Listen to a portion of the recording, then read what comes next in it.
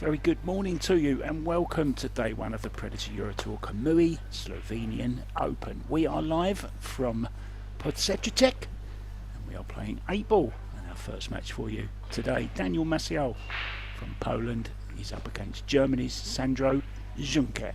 It's a race to 8, alternate break, but you do get 2 breaks in a row. It's called shot, of course, and calling the shots with me in the booth is Tim de Ruyter. Good morning, Tim. Good morning, Mark. A pleasure to be back in the booth again with you, and looking forward to see what Sandro can do against the very highly rated Daniel Maciol here in this match. Yeah, don't really know too much about Sandro, to be honest, but we all know Daniel Maciol, and I think he is a favourite here. Always goes deep in these Euro Tours. He's been a finalist also in the Predator Puerto Rico Open, wasn't it, where he lost to Carlo Biardo, the Black Tiger. So here we go, rack 1, Tim. Yeah, excellent break, making one of the wing balls in the center. I believe it's a pretty decent spread actually to start the match with. Possibly solids a little bit nicer, just because the orange and the yellow striped 13 and 9, they don't really go by the 15, 14 in the bottom left, so it's either you open them right now, but how are you going to run the cue ball? I do really prefer the solids here, Mark. It looks like he was eyeing up the stripe, maybe the 11th into the 11 into the corner. 60 seconds, of course, after the break to think about it. You might as well use all your 60 seconds up, Tim, hey? Well, especially with the shot clock, 8-ball can be a little bit tricky at times, so better to have a full pattern in your mind before you start. And then when or if you run out of shape, you can always change within the 35 seconds after. Trouble with me, Tim, I tend to forget the pattern. I've got it in my memory and all of a sudden it's gone. Where am I going next? Yeah, the only thing I believe he has to be careful with is the fact that the 8, I don't think the 8-ball does go to the bottom left, so it will be a little bit more tricky to get a shot on the 8. It does go to the bottom right.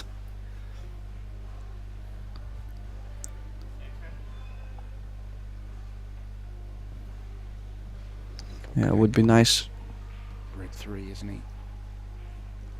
Would be nice to get on the 6-ball first. I actually think the 1-ball doesn't play too nicely to get to the green 6.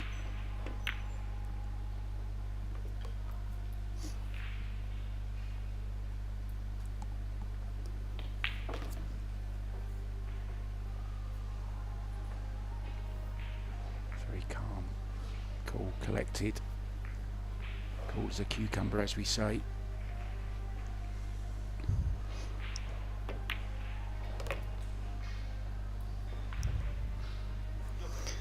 Shot, Tim, coming up.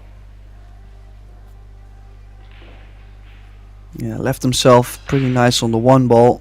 Knows that even if he leaves himself in the center of the table, he does have the cut to the bottom right, so he gave himself a good chance to start this match off with a break and run.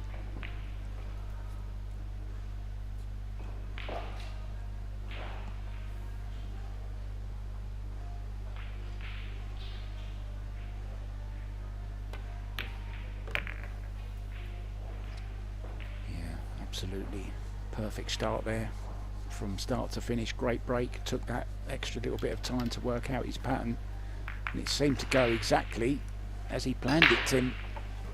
Good stuff.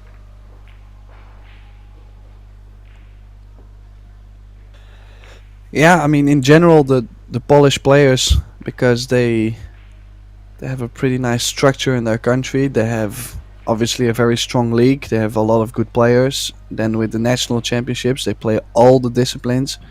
So from since they are young, they're just they're made so all round. From since he was a junior, he's always been a nice all round player, Daniel Maciol. So I'm not even surprised that now the EuroTour is changing from 8 ball to 9 ball to 10 ball, and he's still on the top of the rankings. He's still ranked, I believe, top 5, top 3. So there's a reason.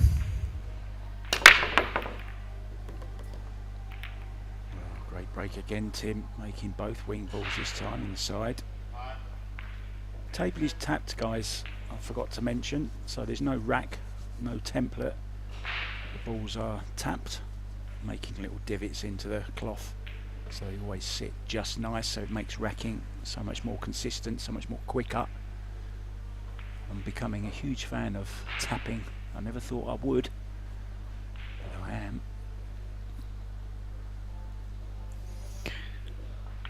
Yeah, you have to like it. I mean, in my opinion, the EuroTour, they're just trying to make the conditions as equal as possible, so everybody has the same conditions, the same opportunities basically.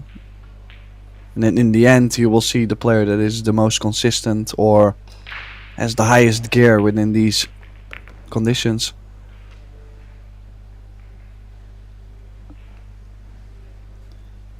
Now is clearing up the top side of the table first to track to the bottom.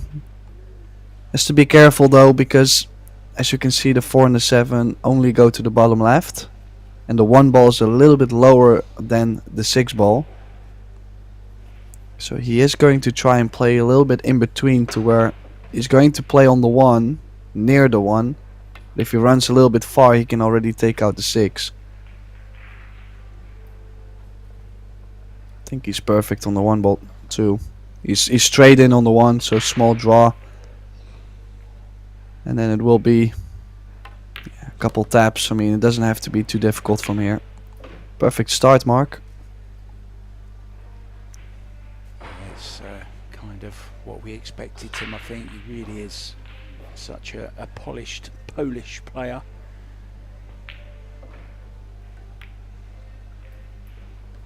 Hasn't been out of position so far, just clinical stuff here from Maciol. Really is impressive. And of course, with the 2 breaks in a row, having won the lag, you get 4 breaks out of the first 6, which can be huge. Of course, Sandro will have his 2 breaks at the end of this rack, but it looks like he's going to be 2-0 down, so he would love a couple of break and runs of his own. In it goes. So 216 players in the men's. We have the women's event as well. That's starting in a couple of days' time. 64 players in that. Everyone's playing 8 ball. It's good to see, Tim, isn't it? A mix of 8 ball, 9 ball, 10 ball. Yeah, for sure. I mean, for many years, the EuroTour ranking was based on just either 9 ball, or some years it was 10 ball. And the big question has always been, who is the best European player out there? And I think if you include all the disciplines, I think if you're on top of the rankings, you are honestly the best European player out there. Doesn't matter what game. So I think it was a clever move from Predator and the IBPF, of course. They're running the EuroTour together since the beginning of this year.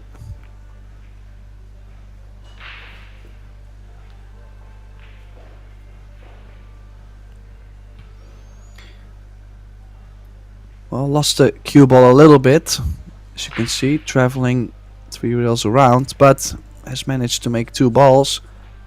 And first look at the table. Looks like a nice layout to start his campaign off.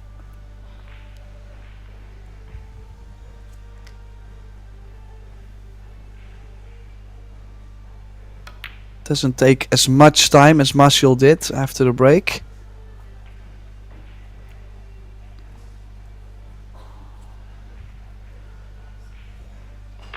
lost the cue ball slight bit, a little bit more cut on the 4 now. I think he still should be fine, a little bit of inside spin to get straight on the 7. He's overcut it. Just shows you, Tim, doesn't it? New cloth, that inside spin on a new cloth is just so hard to judge. So maybe a little bit of inexperience there, I think. Maybe doesn't play on new equipment as much as Daniel does.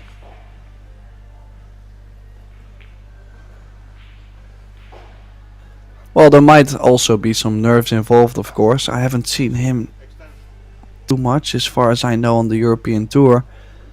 And yeah, like I said, he had 60 seconds after the break.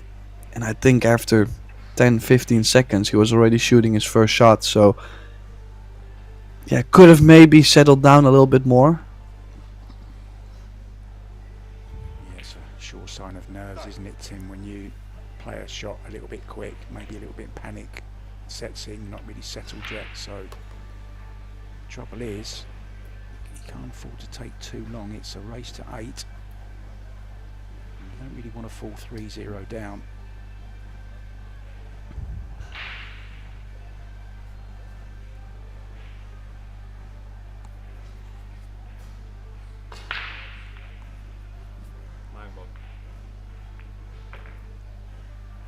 Be disappointed to have made 2 balls on the break and not capitalised on it, really.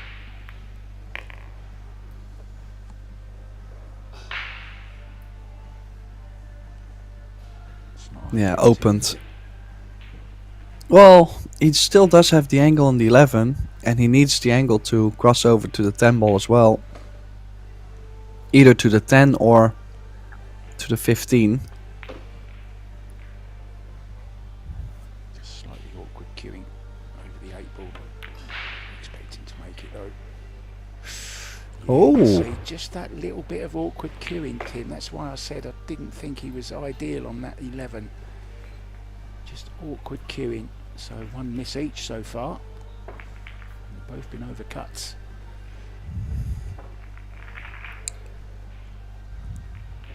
Yeah, Maciol might have. Yeah, it looks like he got a little bit fortunate. I mean, the 6 is definitely a manageable jump, but how often have we seen these jumps go wrong? Oh, not for him. Excellent shot there from Sandro Zschunke. Could play himself back into this rack.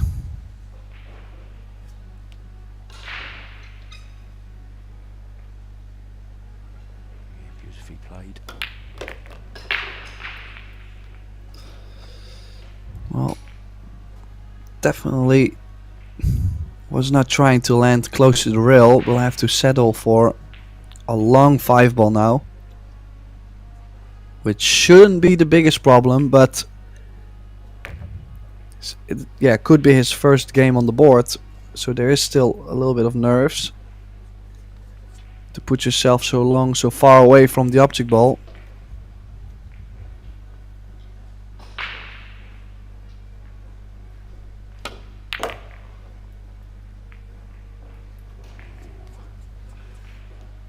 Rail, not what you want.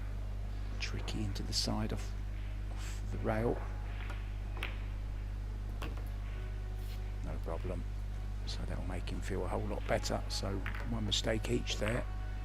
And that sends a little message to Daniel as well, saying if you do make a mistake, I'll punish you. Daniel failing to punish Sandro after that missed 4 ball earlier on.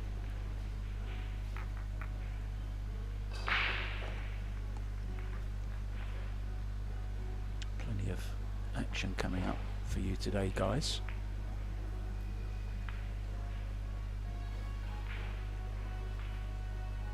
With you all day for the next 4 days.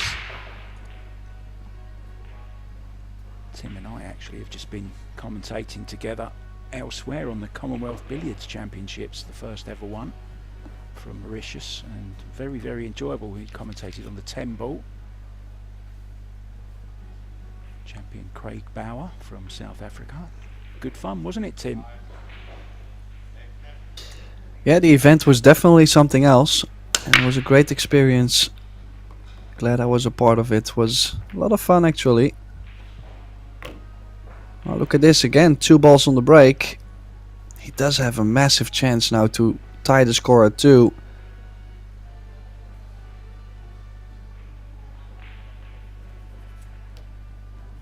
If you can hold your break, becomes very, very important, especially your first 2. You don't want to be going 4-0 down. Certainly looks settled out, Tim. Well, he would have liked to play the 3 of the 15 there, because the 8 ball is still blocked to the bottom left or the bottom right, and opening up the bottom left corner, that would have been ideal. But then again, after the break, I don't think he even got to 15 seconds. Like, he did barely take any time again after the break, which, if you have to do that in between the shots, you just have less time and you can prepare yourself less to actually play the shot. So in general, not a huge fan of this approach, but maybe he's just feeling so comfortable.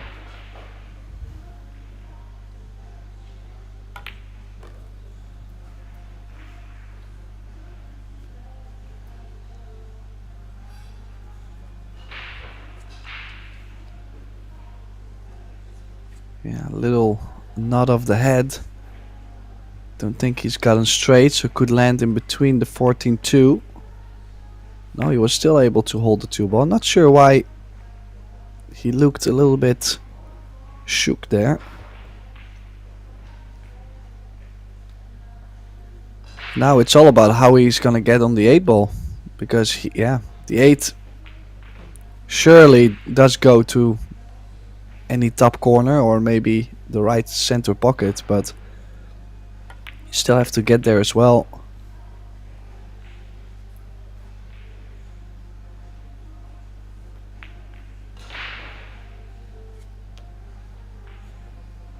Does he have the angle here, Tim, to go around 2 rails with a bit of inside spin, right hand spin? Play to the side pocket on the 8.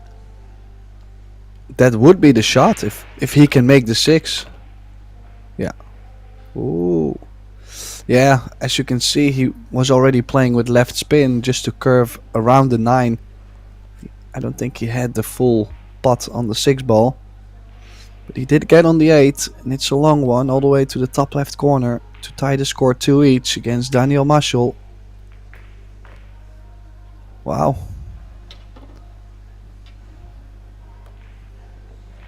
That's a great reply from the German.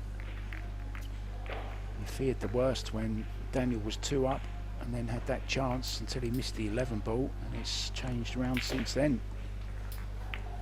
So good stuff. So we are in Slovenia, and Podcetrtek is best known for the Therme Olimia, which is, I believe, where we're coming from. It's in the east of the city limits. It's one of the biggest spas in Slovenia. Multiple hotels, indoor and outdoor pools, saunas, an outdoor aqua park called Aqua Luna. So if you like water, you're in the right place.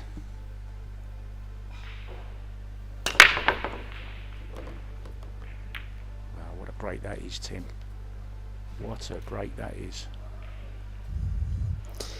Yeah, those are the ones I like to see. Look at that cue ball. 3 balls in. Maybe a little bit unfortunate to still have the 12 ball being not so available.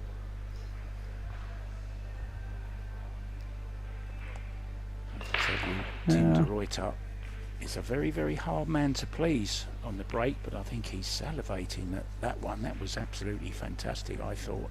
And as you say, a little bit unlucky, Tim. Yeah, it's just a very scrappy layout in some way. As you can see with the solids, the 6 ball, most of the pockets are blocked for it. Surely you have the 5 ball to get there. but it's not like the 2 ball is easy to get on either. So it's like it's small areas to play. Now if you start with the stripes 11, 13, 14 and trying to get from the 9 in between the 10, 12, but it's so easy to not get the shape on the 10 or the 12 or maybe too much angle. So it will be interesting to see how he's going to solve that.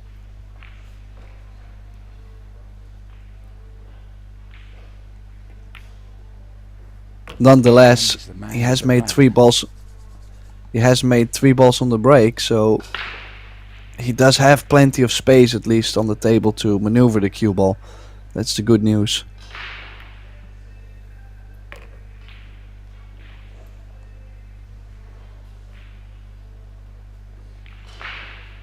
Key shot coming up here now. If he can get on, I think it's the 10 ball there, Tim. If he gets nicely on this, should be rack over. Oh, he's overhit it. Played for the 12. Do you think he played for the 12 or he's overhit it, Tim? Well, he was looking to get on the 10 ball, I believe, but I actually am a bigger fan of getting on the 12, just because even if you get on the, you might have not gotten the cue ball out on the 12. Like it was going to be a little bit more tricky. I think he's played a really nice pattern here.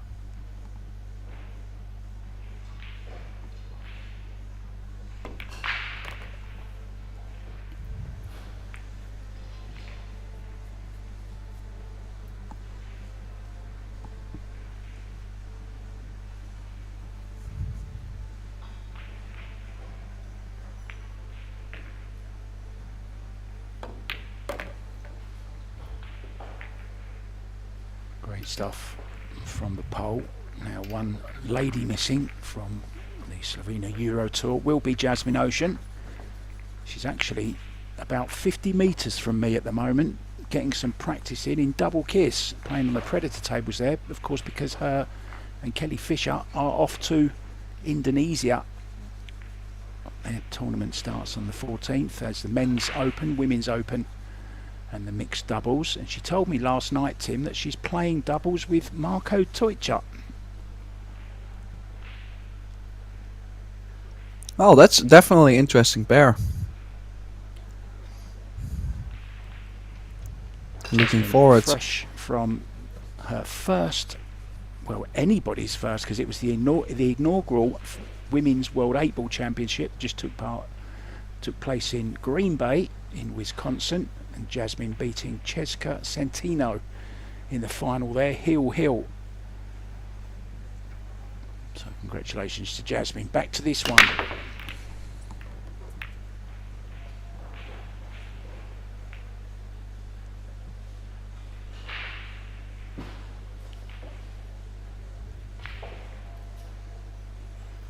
Well, this time the cue ball a little bit more wild.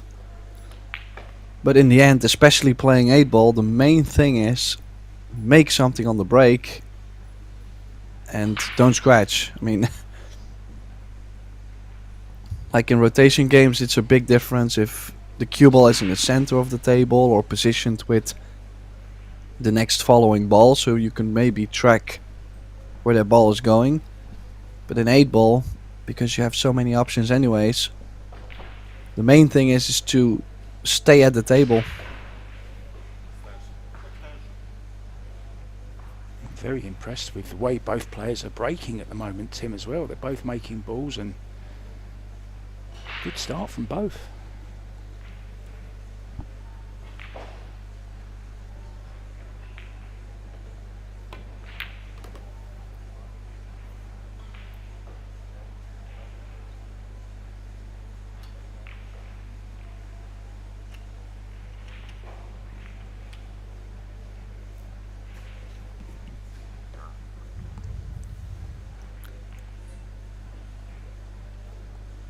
Well, Maciol kind of needs a good performance on his own break though. Oh, if he got on the 15, it would be a nice little roll, nice little window he could get. because the 15 is a ball that was not too easy to get to.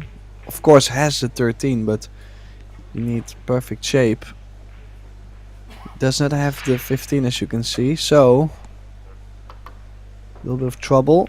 Bank shot coming up on the 13.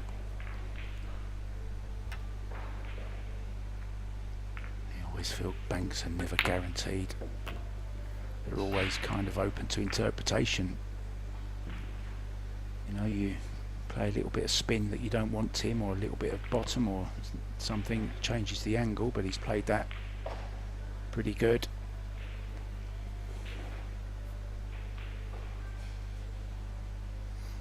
Yeah, I'm a little bit of a messy run out, I would say. Lost the cue ball a little bit here and there, but now I think he's got nicely on the 12. Just gotta make sure he doesn't have too much angle on the 14 going towards the right, so a little bit straighter on the 14 is preferred.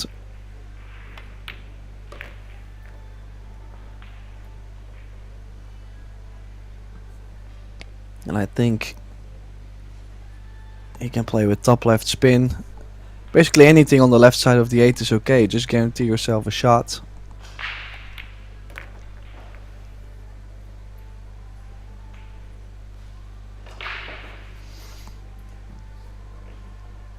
Well, looks like 4 breaker runs for Maciol.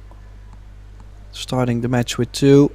Missed 1 ball on Zschunke's break. But now by the time they level 2 each, he just broke and ran another 2. Perfect stuff for Maciol on his own break.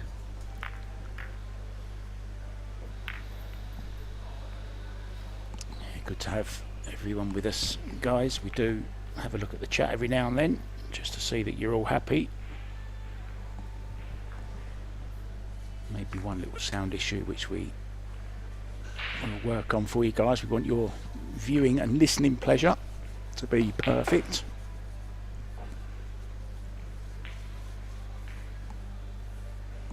You see the other table in action.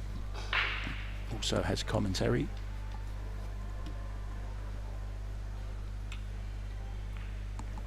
Predators are certainly putting a lot of investment into this EuroTour, playing on the new arc table, which was developed for the EuroTour. Here you see the Aramith balls.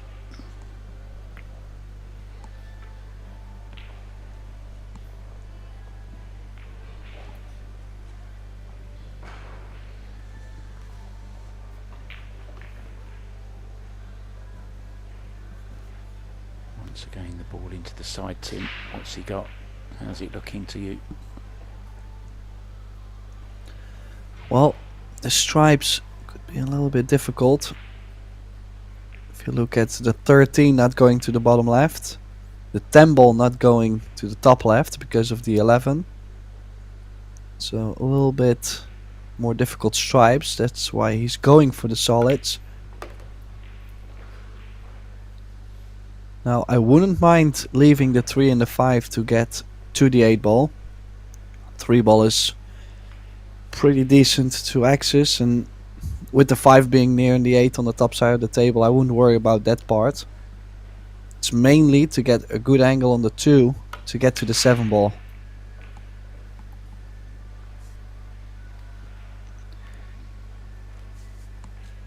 Looks pretty good, Tim, to run round 2 rails, play the 7 into the bottom right. Well, I'm not sure if he's gonna get to a second rail. Cue ball is on the rail, so spinning the ball a little bit scary. Yeah, it was not that easy to put the inside spin on the ball, and the new cloth doesn't help either. So either the cut on the 7, but I like the bank. The bank looks a little bit straighter on the 7 ball. I don't think he's opting maybe a jump on the 3 ball. Ooh.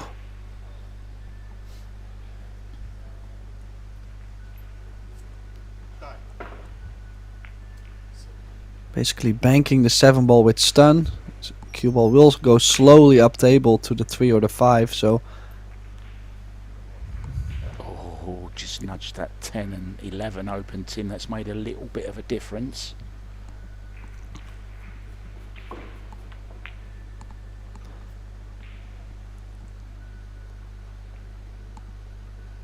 Yeah, the only thing I was wondering, maybe the 8 ball is now blocking the 10.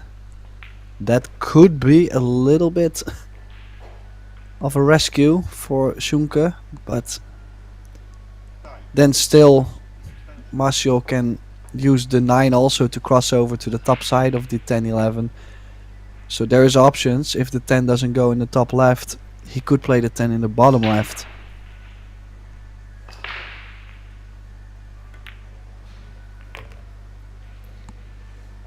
First thing he looked at, and he's gone straight for it, Tim, to get on this 10 ball. Maybe the 11 first. No, he's going Well, I straight do for think the it's 10, so getting the problem out of the way. I do think it's interesting he chose the 12 first, because the 13-14 doesn't go to the bottom left. I did like to use the 12 to go there, but he still has angle on the 11 to get there. It's also, he's such a good rotation player to where sometimes he plays 8 ball a little bit different than someone that might be a good 8 ball player and not so great in rotation. Like, he's not scared to shoot a little tougher shot with traveling the cue ball more, because that's what he's so good at.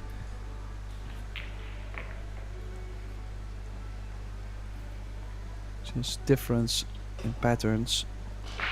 Everybody has a different view at the game.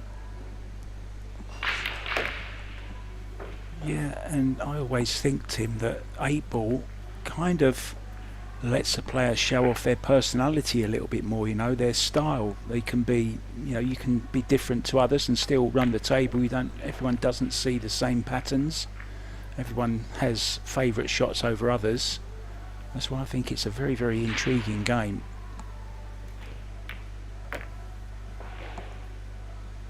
Yeah, I agree, for sure. I mean, like I just mentioned, I know players that are excellent playing 8 ball, but not so well in rotation, and they probably would have taken a completely different pattern to Maciol's pattern just now. And it's not like I disagree with his pattern by any means, because in the end, I think he's played a great shot on the 11 to cross over to those 2 balls. So he made it work. It's his comfort zone. So I think it was a nice run out. But it was different than I've seen other players play this kind of rack. So yeah, definitely a different style.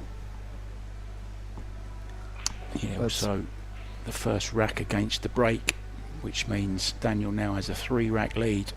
Just this one more break to come from Sandro, and you can see the pressure now is just beginning to build on the German. A dry break, a little bit of frustration, throwing the arms around. So this is a real chance now, and Daniel will be having 2 breaks after this rack. If he can run this, he'll have the chance to finish it on his own breaks. yeah, definitely some frustration there, because he was not even close to hitting it head on. Lost the cue ball quite a bit there. The ball's tracking towards the side. We're not there anymore, just by hitting it off square.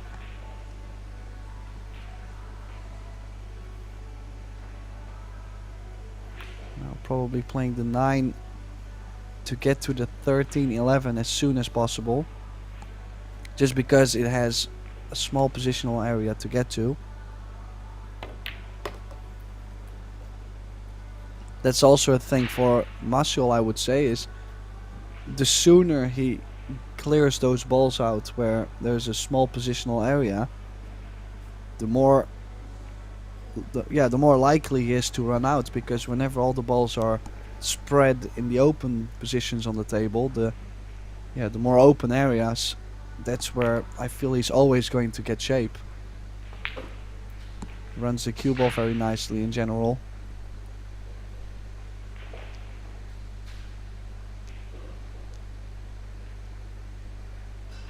Yeah, was trying to He did play in between the 14 and the 15, to where he was always going to have shape, but the 14 doesn't go in the left center, I believe, so he was trying to get rid of it and get rid of the 15, because they were both a little bit of a trouble, not going to every pocket.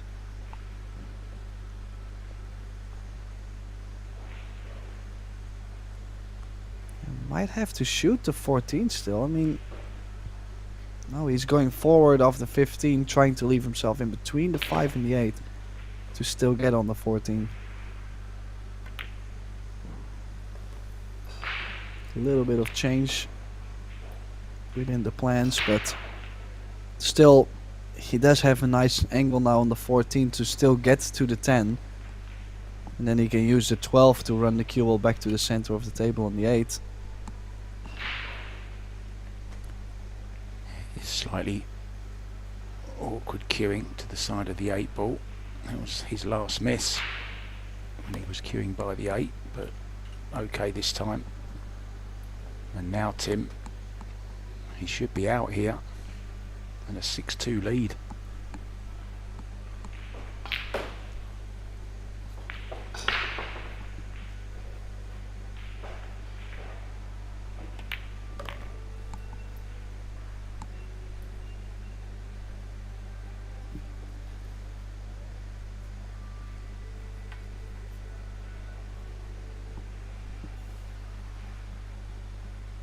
Just has to be a little bit careful here.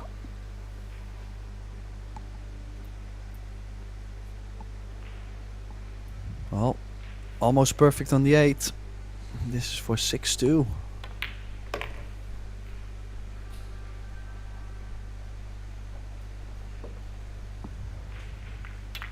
were talking about how good he is, Tim, at the beginning before we started. We said we didn't really know too much about Sandro. I've been impressed with Sandro, what I have seen. Just the break that's began to let him down just a little bit.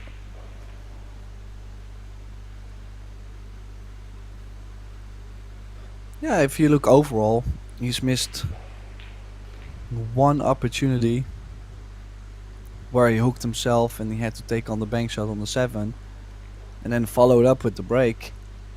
And that's basically the difference so far in this match.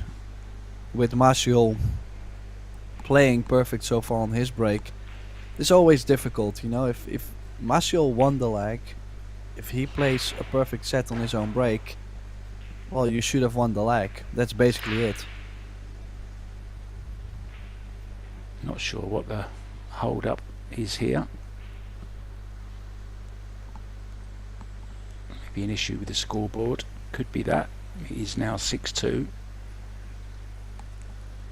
Daniel with those 2 breaks to come, so just waiting for the scoreboard issue to be updated.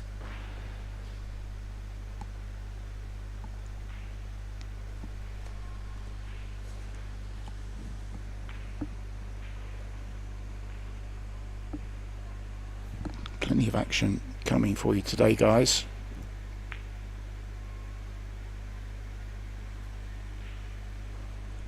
Any information you need, you can go to the Pro Billiard Series Facebook page or ProBilliardSeries.com, and of course the IBPF website is all the latest scores, the match schedules, all the information you need on the event.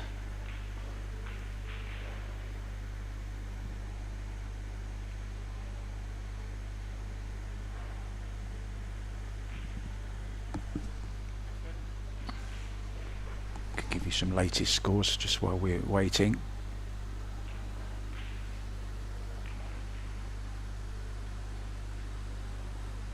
And Victor Fortunski 2-1 up over Peter Kohlhofer.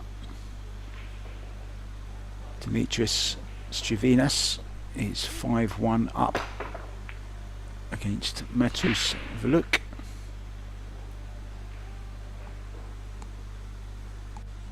Piotr Livzowski 6-0 up already on Rafael Irano.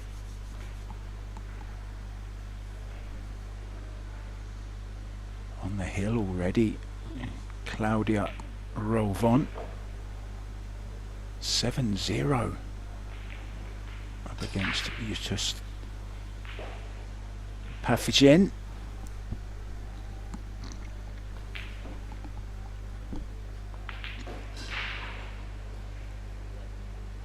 Of course, there are a lot of players, Tim, away for the Indonesia event. We're going to be commentating on that starting on the 12th. I do love the mixed events. We've got the women's and the men's open, but we have what is one of my favourite events, and that's the mixed Scotch doubles. Some interesting partnerships. Dennis Grabet is also here in Thailand at the moment. He was telling me he's playing with Pia Filler, which is a very, very interesting partnership. Remember, he partnered Jasmine Ocean at the last doubles.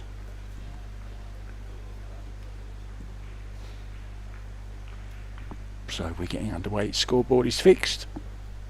Sandro plenty to think about.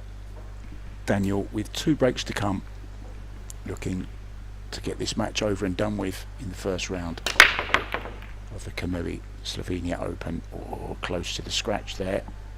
Is it dry?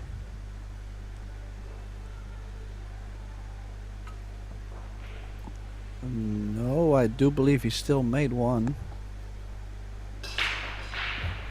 Has he not? No, it has I'm not turned sure dry. he did, Tim.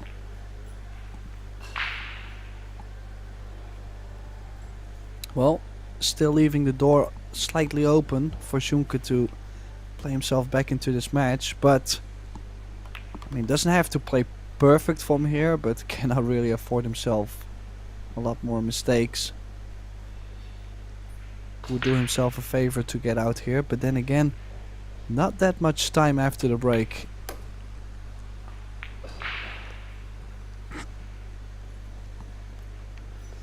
Will be difficult to get to the 15. Could possibly play a bump on the 1 ball to guarantee himself on the 15. Just gonna make sure he doesn't catch a piece of the 6.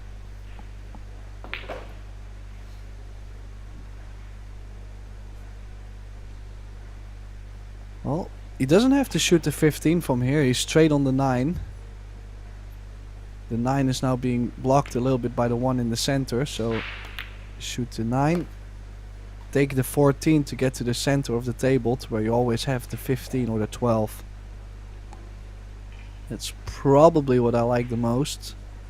But he's looking to shoot the 15 and go around the 4.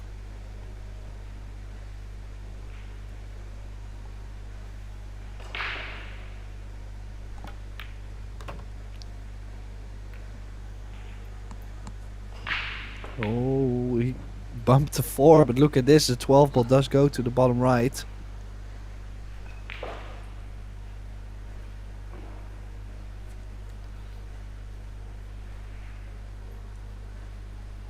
Yeah, So maybe a little bit of kiss. oh, things are slowly starting to get worse and worse. Mark, he's now straight on the 14, just slightly off the rail. He will have to shoot the long 8 ball, that's for sure.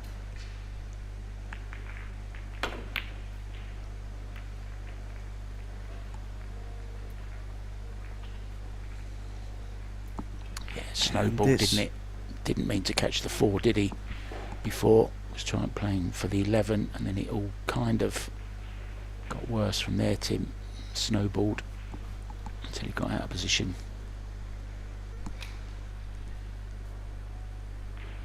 Yeah, he looks a little bit out of sorts. Just his pace around the table, I think playing 8 ball, I think it's just super difficult to do. You just need that slight bit more of time around the table to figure out what exactly has to happen.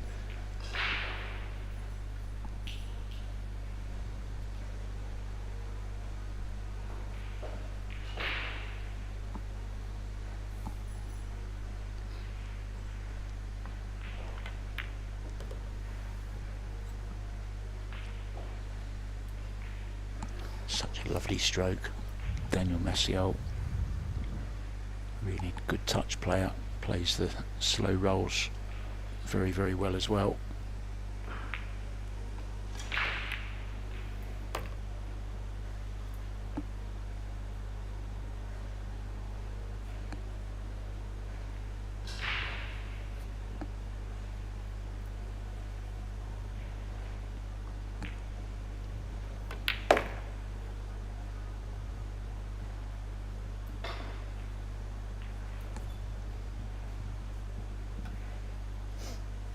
Yeah, especially missing the 8 or the ball before the 8.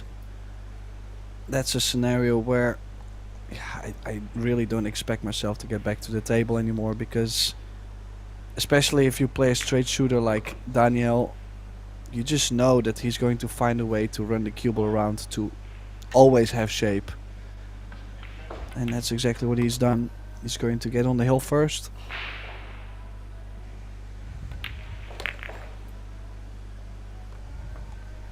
Next round's coming up for you at 12:30. Wojtek Chevchic from Poland will be up against Pavlin on this table. And on table 2, Tobias Bonger's real talent from Germany. Had some great runs just recently. He's up against Hubert, so that's your matches coming up at 12:30. We'll be mixing that up with commentary.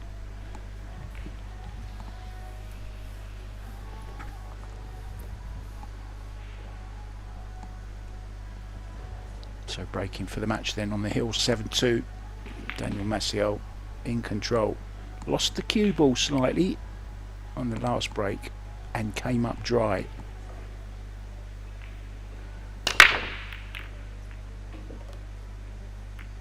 Oh, lost the cue ball again, Tim, but he's made a ball this time. And how are the balls looking?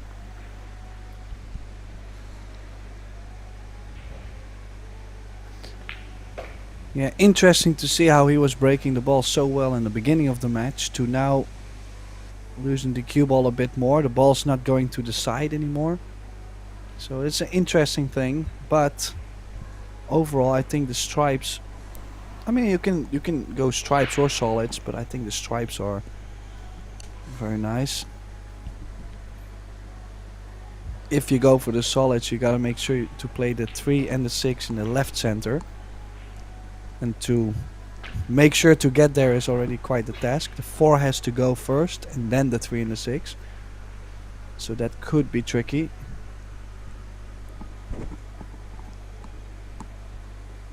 I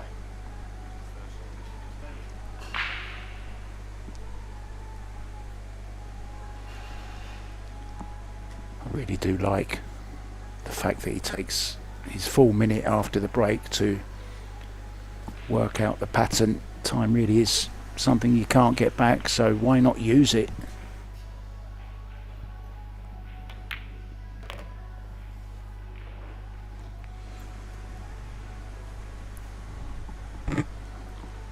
So good positional shot there, Tim. Yeah, just gotta make sure he lands in between the 10 and the 5. As you see, the 10 is a little bit of a problem, not going to all the corners. So if he lands perfect on the 10, especially like close to straight, in that case he could float down in between the 4 and the 13, always having the 9 as a backup.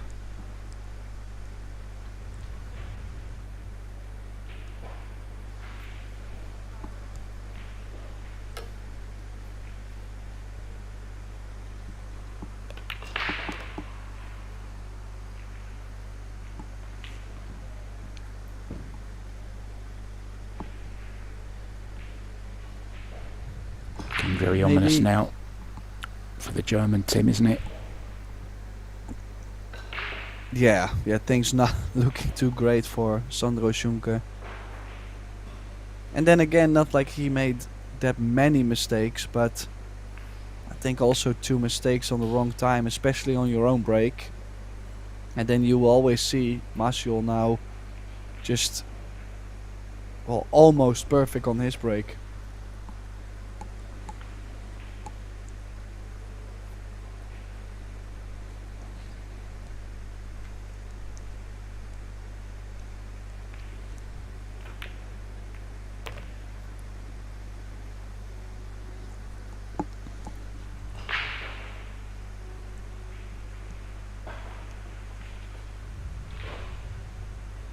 Well, He definitely looks so calm.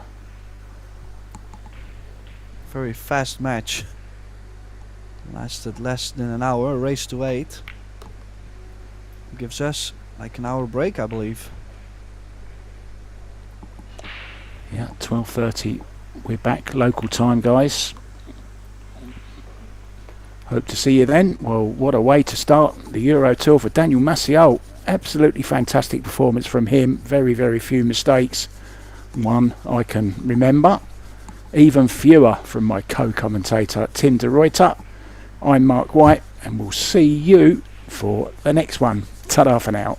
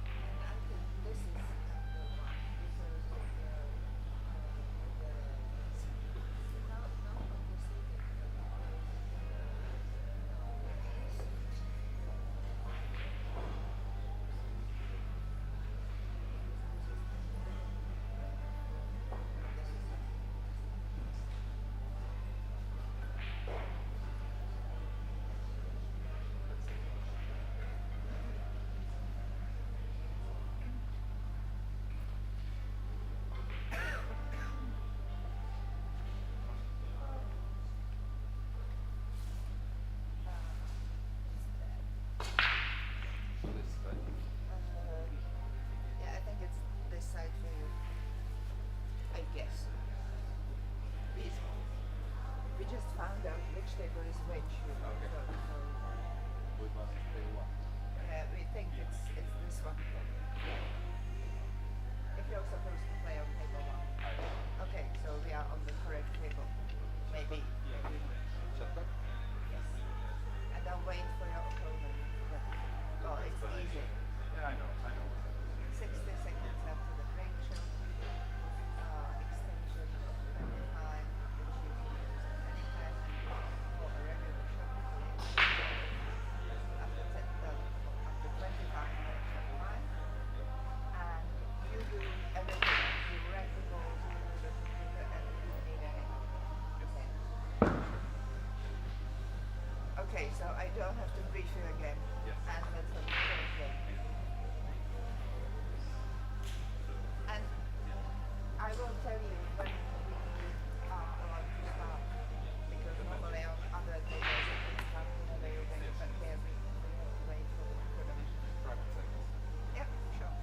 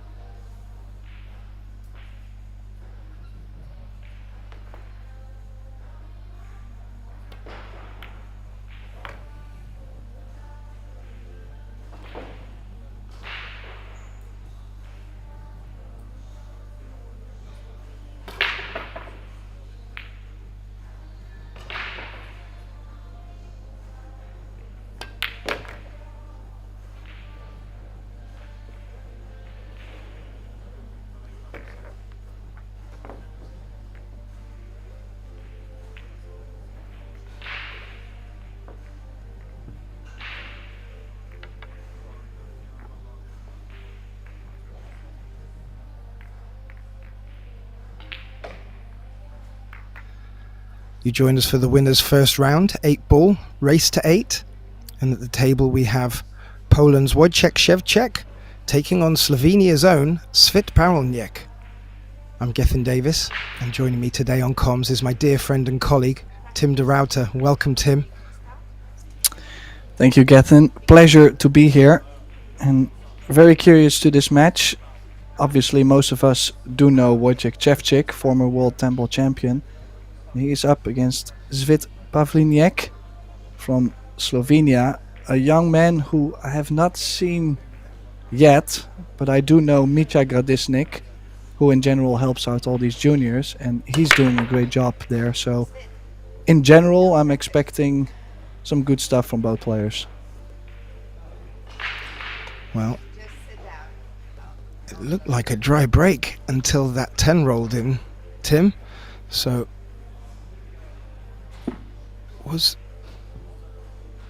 there's a pause at the moment. Yeah, not exactly sure why he stopped playing. Possibly could be... Oh, it was still practice. Oh. Yeah, obviously they still have to play the leg. Yeah, that makes sense. Fantastic. Well, while we do introduce it, I do know you had the benefit of seeing this man make the final Wojciech Chevchic in Austria in the last tournament, so looking to come in with some form, but I'm very keen to see Slovenia's Pavliniek Svit play. It's nice watching the juniors coming through, Tim. Well, the younger they start on the European tour among the adults, the more used they are to it by the time they're 17, 18, 19, where they can now actually go for big, deep achievements within these events. So basically it makes some kind of, yeah, getting used to it. I feel like it. I mean, if you look at all the youngsters, if you look at Sanjin, Filler, Kachi, Zielinski, they all started playing the EuroTour when they were 10, 11, 12. But by the time they were 16, 17, 18, they were winning EuroTours. Well, and getting TV table time against a player of the caliber of Wojciech, he brings a wealth of experience and accolades. You feel that Svit will get off to a good start here, and he could produce one of the upsets early on. Well, he will have to figure out the break, though, because a couple dry breaks could be just enough for Wojciech to take over the whole match. I mean, I know Wojciech has a really solid break, big breaker. Really good all-around player as well. And you're right, with the break format here of 2 breaks per player, you want to get off to the best of starts and hold both your breaks. So Wojciech will be looking to get in early here. But had the pleasure of commentating in the last match, Tim, and these tables are playing great. The pockets are tight. You really have to be accurate. Not as forgiving as players would like.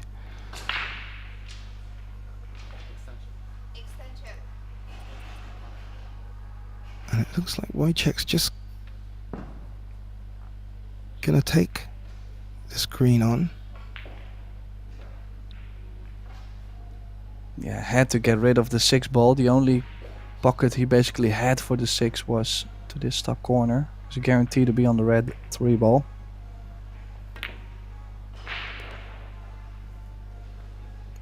Yeah, played that well, and also developed a problem for his opponent if there were to be the case that Svit gets back to the table. So very good shot, early stages for Wojciech here. Yeah, I do like the fact that he's taking away the 2 ball early now, because it's definitely not a ball anybody would like to use to get to the 8. And he has a couple balls to get on from the 2 ball, so doesn't really matter where he would land from the 2 to the 3, 5, 7, I believe it is, those 3 balls. No, the 3, 4, 5. Anything would have been fine. Now, the 8, does it go to the bottom left? Well, if there is, that will certainly help him for his final pattern. Maybe we'll get a look in a moment, but he's got great shape on the 3 here, Tim. Yeah, the 3 didn't pass to the right center, otherwise it would have been nice to play 5, 4, 3 and then to slide over for the 8. So he had to play a little bit of a shot there to get straight enough on the 4 to draw straight back. I think we'll be just fine.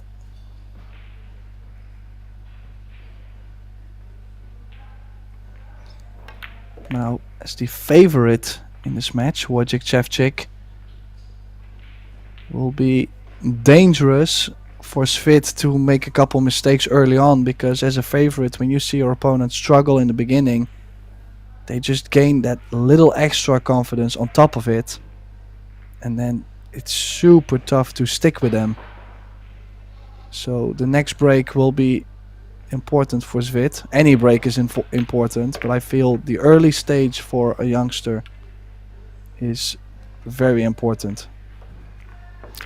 Yeah, I agree, and I've just been looking over in the overall rankings for the EuroTour, and it looks like Svit's last outing was at the Italian Open, and as both you and I know and have had the pleasure on commentating, Wojciech has played the last 2 in Estonia and Austria, performing very well, I hasten to add. So very much in form and in tune with these beautiful tables. Had the pleasure of getting to see them for the first time over in Tallinn, and they look just as good as the first day I saw them. So big break for Svit.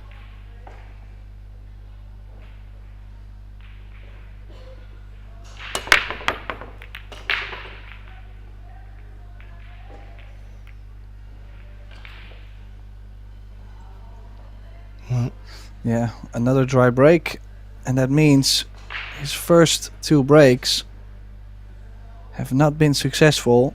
Now, of course, we will still have to see if Wojciech runs out here, but Svit could possibly look at a 4-0 deficit from this position.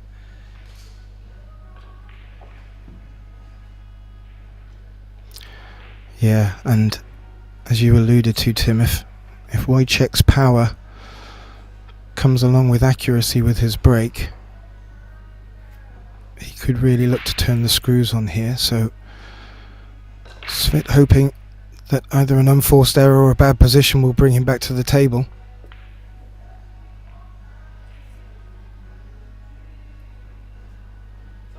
Wojciech will have other ideas though.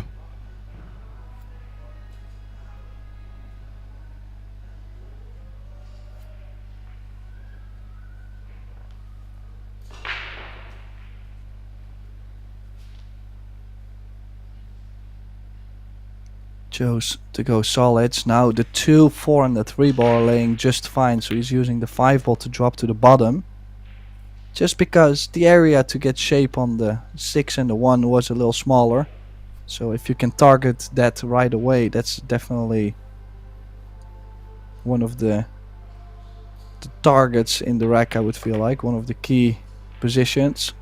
But now he can stun away, and then it's get straight on the 2, draw back a little bit, stop shot on the 3, and then you're already on the 4 next to the 8. Yeah, he really is making short work of this, and he's not leaving himself anything too tricky either.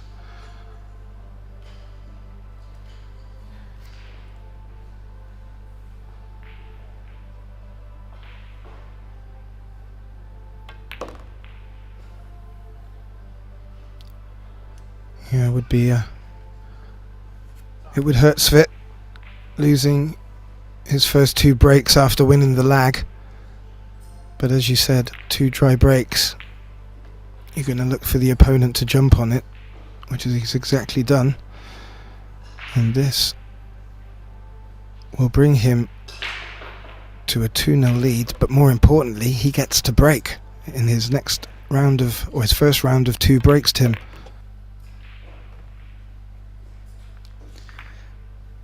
Yeah, definitely takes the break there. This could be a huge difference in the match already.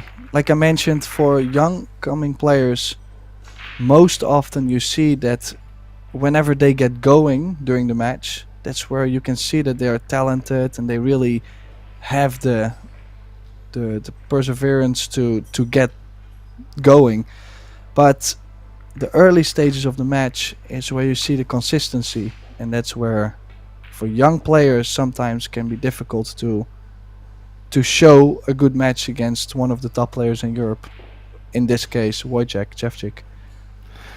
Of course, and let us not forget that Svit, being a Slovenian local, may be conscious that there are a few people watching the live stream right now. Yeah, the whole thing. I mean, it might be the first time he's played in an arena like this, in such a setup, playing a big name. Could be possibly his first EuroTour. Maybe he's played the European Junior Championships, but never the EuroTour, which is different too.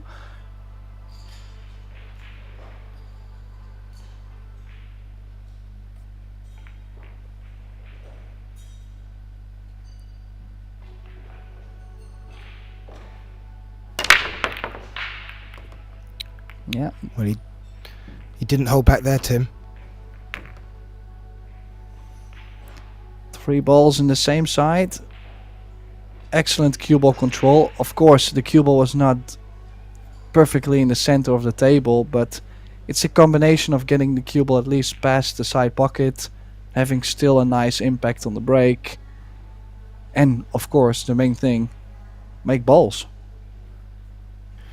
He's been left with a little cluster down here, with the 4 ball tucked in to 2 stripes. Both stripes are available.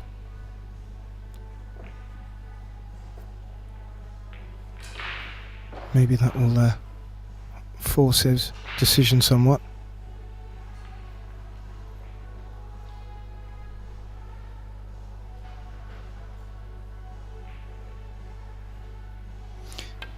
Yeah, nice little nudge on the 4. Look at how nicely the 12 is now available. He might even choose to shoot the 15 in the top right corner. I do like that, because the 15 is blocked by the 7 in the bottom right, I feel like.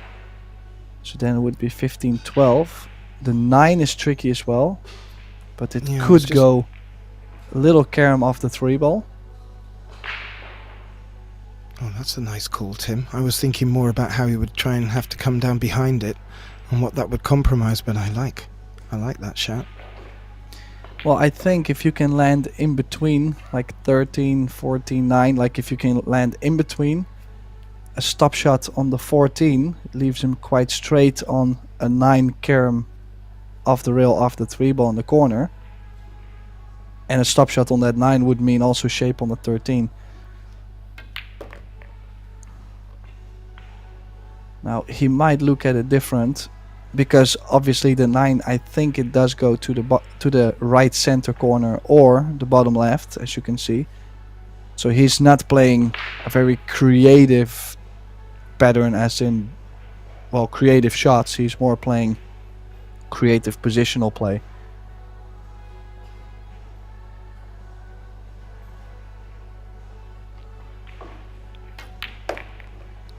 Forcing the cue ball through to come round the back of it.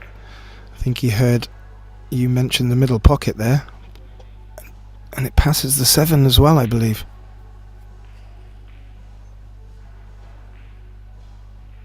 Yeah, it has the option. I think most of the players would definitely shoot this to the corner. It looks almost straight as well. Yeah, he's just queuing over the 3 there, so taking a little bit of extra time. I believe we have the shot clock in play on the TV table.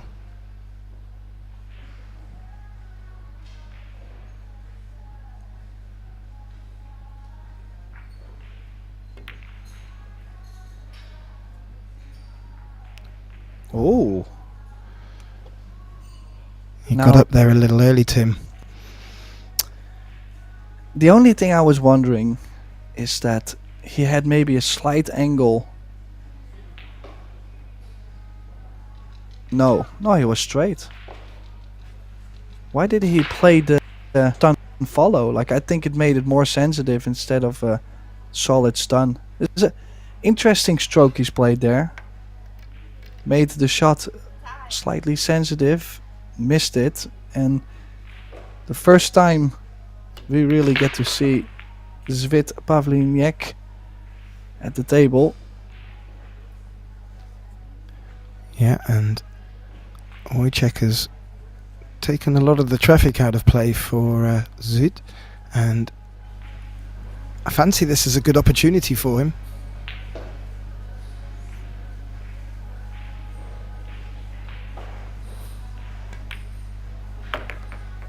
Does the 7 pass the 9 from that camera angle? It was a little deceptive, Tim. Oh, we are definitely soon to find out, because I don't like the 6 from this position. But if the 7 doesn't go, he will have to shoot the 6.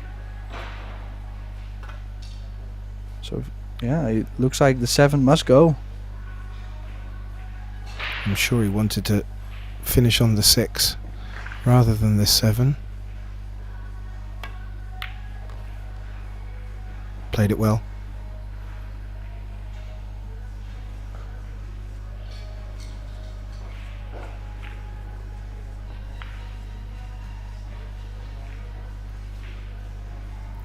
Gonna need to put a bit of power on this, I feel. Looks like he's going to push through. Oh. Well, enough pace on the cue ball. And now I think he can play stun draw, get to the left side of the 8. As you see, the 8 ball does go past the 9, but he is maybe a little straighter on the 6.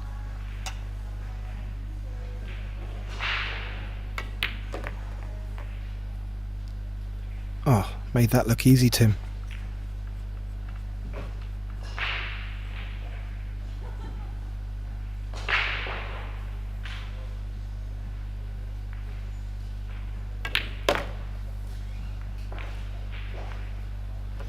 And Svit Pavliniek takes his first frame against Wojciech's break, and the Slovenian now finds himself trailing 2 frames to 1, and a rare miss from Wojciech. A long pot hampered by the 3 gave Svit a look in, and he didn't need asking twice. A good solid out. Now Wojciech has the second of his 2 breaks and will want to just snuff out this little flame that's come from our young Slovenian here, Tim.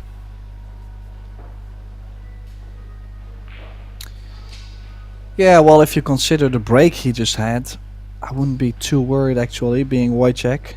Just focus on breaking similar. You should get plenty of opportunities to still make breaker runs going all the way.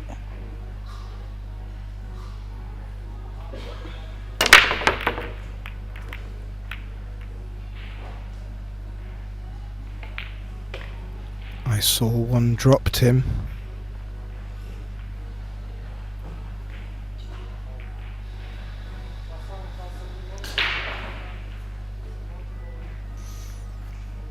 Yep, that 9 ball straight into the centre bag.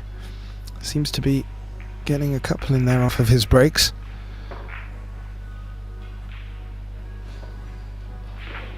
Well, he had perfect cue ball control, it's just that the cue ball got bumped a little bit up table, a little more. But if you look at this layout, nothing really difficult, I would say. I mean, it's a little bit messy on the top side of the table, and a couple balls are hampered a little bit to a pocket, but overall I think he's going now solids. If he can get to the 6 ball right away, I do believe it's connecting the dots after. Oh, he's missed that 3 ball. Wow, Yeah, that is he, shocking. He decided to go for the solids there. I think it was a case for both. And he just played it a bit thick by the looks of it.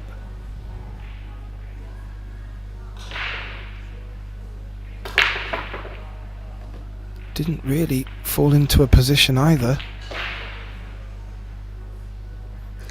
Yeah, maybe cheating the pocket a little bit to hold the cue ball for the 7. Could have maybe chosen to really go for the shot just to make it and let the cue ball go towards the 6 in the corner or the 4 on the side. Kind of a little higher area where you can strike the ball a little bit more. Now, interesting to see that the youngster did go for the same solids, but didn't really do much more with the cue ball. No, the cue ball ran away on Zvit there. I think he was hoping to come up a bit shorter for this 6 into the middle. He's gone for it in the corner, and not only has he missed it, Tim, he scratched the cue ball as well, and that's a big head scratcher for Svit there.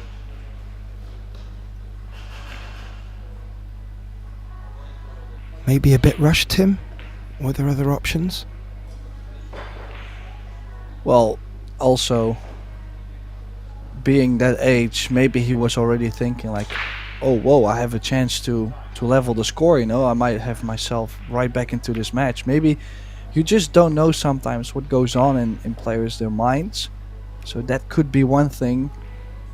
The other thing is too, well, he's still young, so maybe he was just more focused on ball per ball basically, and not really had a plan in mind, because he already went wrong after the first ball, which you don't see that often in 8 ball. So yeah, just surprising overall. I think it was a great chance for Svit.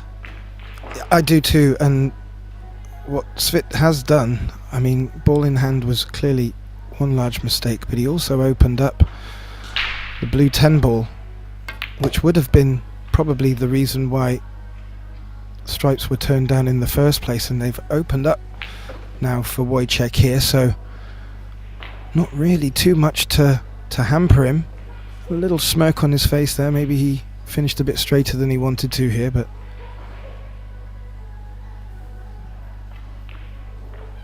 he certainly doesn't need to move any other balls here.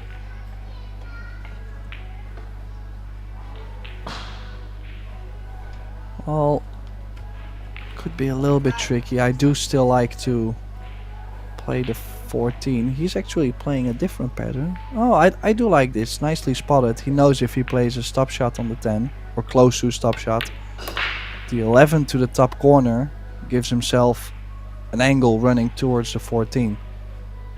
Now he did draw back maybe a little bit too much, so he's not going to get straight on the 14. But he plays a very simple game of 8 ball, I feel like. If you just look at how much he travels the cue ball in general, quite inspiring, I would say, for a young player to watch this, because the young players usually move the cue ball around a lot. Yeah, and Wojciech really does reap the rewards of that. He makes his patterns look rather simple from that effect, purely because he's not firing that cue ball around too many cushions. He did leave himself awkward there on the 8 ball, but recovered, and he did stop that flame from coming. And as you mentioned, Svit may have got a bit of a fever for bringing the score back to level, and yeah, sadly let himself down a bit there. However, he is back at the oche. He's now on his second round of 2 breaks, and as you were alluding to, Tim, he's going to need to start doing a little bit more with the break, you feel?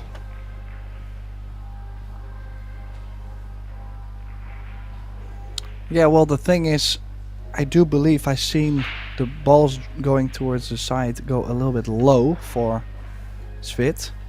I'm not sure if he can actually bring more power into the break like that. I mean, he's still young, so another option could be to go second ball break, of course. But he corrected me instantly. He put a little bit more of a pop on there, and he made the ball in the side. So, I mean, just ignore what I just said. Maybe he just listened to you earlier. He played that very well. Good shape, good cue ball. And the two wing balls rolling around the table lovely and tracking towards the corner pocket, so that's what he'd be looking to do now for the rest of the match. And 3-1, it's a race to 8, Tim. This is certainly not over yet.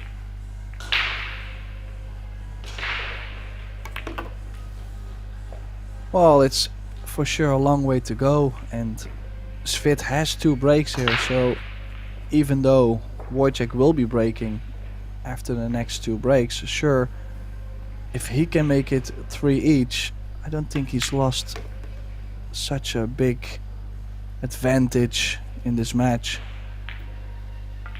Now, he is clearing up nicely though, if you look at clearing down table a little bit before going up table. Stripes were spread really nicely, just gotta make sure he draws the cue ball far enough. Ooh. Ooh. Just rubbed it, Tim. Yeah, but he's still on the 13, so in that case the 12 could also play for a ball to get to the 8. So now I probably would try to go back a little bit on the 13 to get to the 10. He chose to get to the 14, needs to go in between the 10 and the 7 here. He's guaranteed to have the 12 just in case, but that 10 ball, the area to get on the 10 is a little bit blocked by the 7.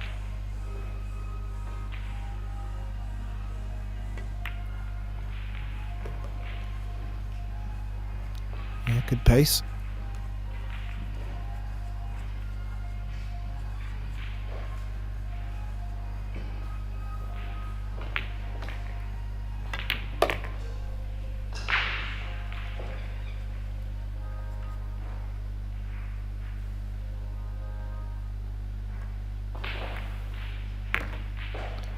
Quite a cool customer around the table, Tim. You don't get much of a read from him.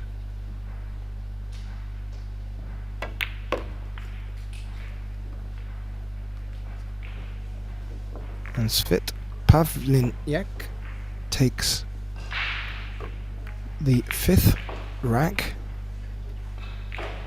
and he brings the score back to 3-2. You see Wojciech just scratching his head there. It did look at the beginning like he could have run away with it, but a very good break from Svit, and we find ourselves at 3-2 to the pole. And just having a quick look at the other matches coming up later on our 2 stream TV tables. On the other table right now we have Tobias Bongers playing Huber, and then later on the next matches begin 3:15.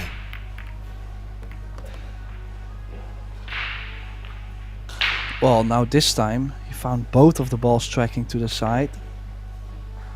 Now on the pace he's breaking, the impact he has on the stack, looks like balls like to hang a little bit down table. But on the other side, I think actually the stripes only the 11 ball. No, the 15 ball as well. I was going to say, if it's only the 11 ball to solve, I like the stripes to start. Now I do like the solids. Yeah, absolutely. Good spot, Tim.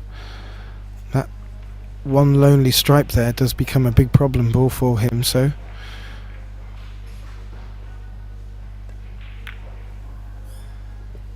he's taking solids and they're all clustered up there, so it's going to need to be particularly delicate with a few position shots here.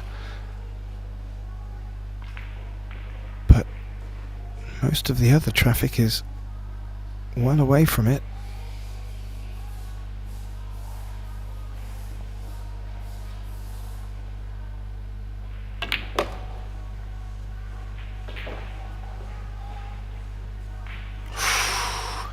Tim. Wow, he found a window there. Even the smallest nudge on the 11 ball would have guaranteed, well, so many options. But the jump cue is out. If he can make the 7, he could still be back on, could still be on track to run out. Could be back on track. Yeah, one thing I have found over the recent years, these youth players come through with a hell of a jumping game. They do not turn these down. Making that jump easily, but sadly not the pot. And the cue ball did run into a bit of difficulty anyway. How does that leave Wojciech?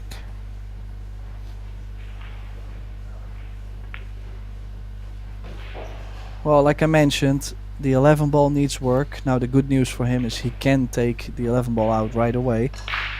But then the 15 is some trouble as well. So can he make the 11 in the side and get shape on the 15 to the other center?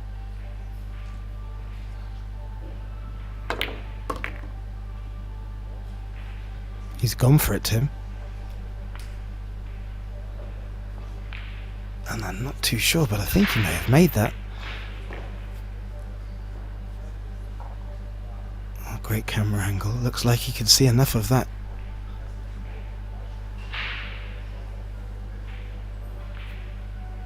And that would be his problem out of the way.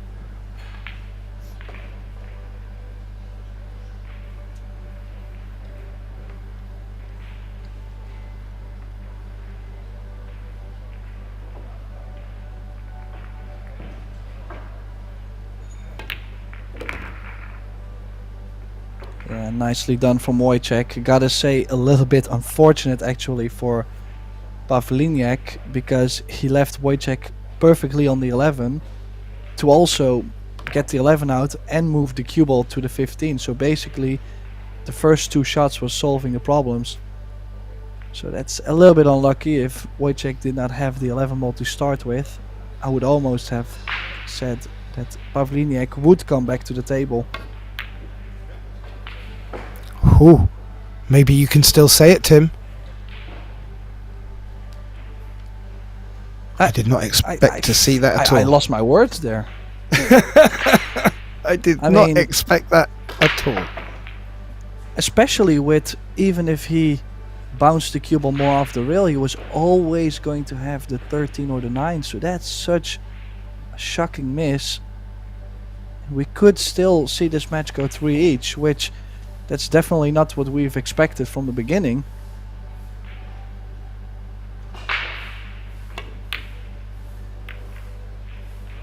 No, he just seemed to cue across that one a little bit, Tim.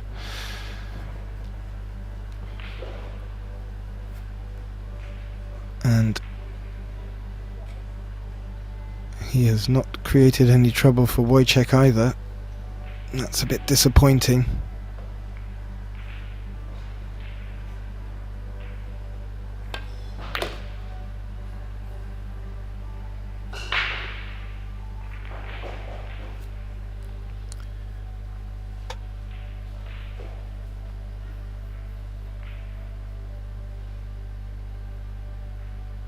Looking for as straight as he can on this 9 ball. And that's about as straight as you can get. And, well, 3-3, Tim, would have been great for us and the viewers at home. And also for Slovenia's Svit Pavlin. However, Wojciech Chevchic got a bit of a gift after his initial mistake, and he finds himself back to a 2-frame lead at 4-2. And more importantly, Tim, as we've seen throughout today's play and in recent events, he's back to the table the next 2 breaks are his.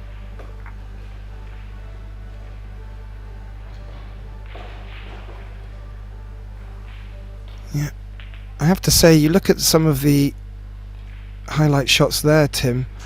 Nothing absolutely amazing, but key shots, and played very simply, very well. The shot where he from the 11 really did turn that match around, and it was only his mistake that threatened him losing it. So 4-2.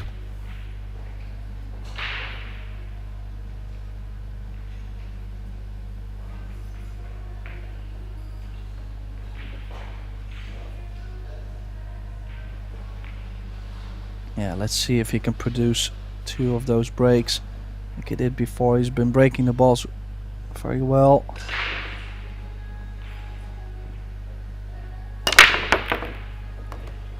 There you go. This is so tough to beat at times, you know, like whenever his break gets going. He goes deep. He does go deep. He put a great performance on a few weeks back in Austria, making the final against his comrade Snagotki.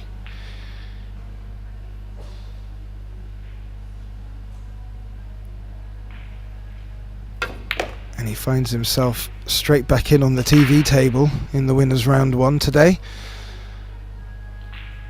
Must be feeling like he'd be leaving his slippers under the table.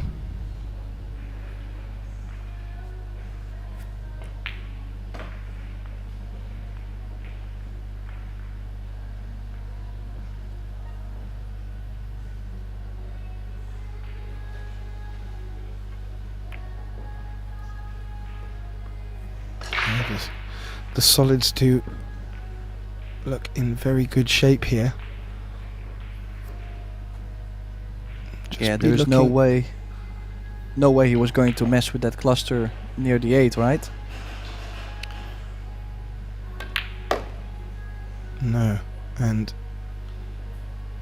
it looks like he's come over to take the 4 now, which will just mean he needs to pick his penultimate ball for shape on the 8.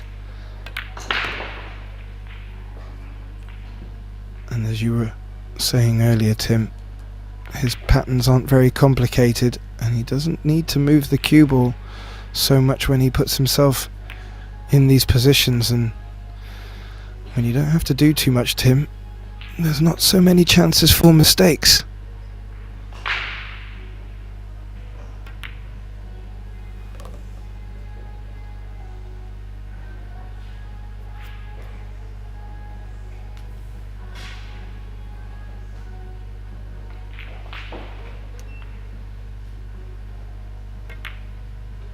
Yeah, made sure to avoid this middle pocket. And he's made this one look easy, Tim. Yeah, the balls were spread very nicely after the break. Maybe the first 1 or 2 shots had to come up with a little bit more, but right after, perfect pattern. 5-2, we'll be breaking once more to get a 4-game difference on the board, and that's where things will get very difficult for Pavliniak.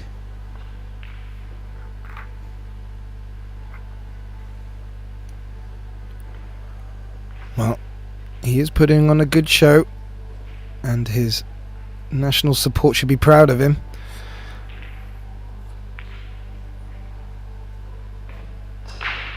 And if Wojciech gives him a sniff in this rack, I think Svit coming back to 5-3 will just keep a good little bit of uncertainty in this match, and a little bit of sitting on the edge of seats. So Wojciech looking to do exactly what he's been doing so far, using his power to great effect. 5-2. He takes the lead.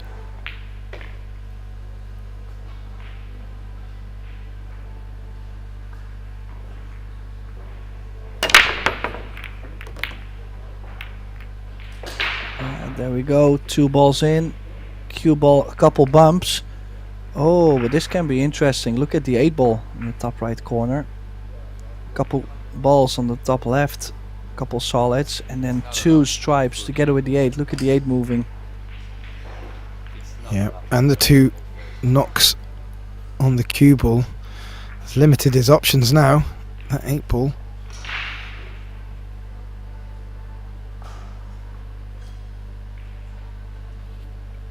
Will he have to go for stripes here?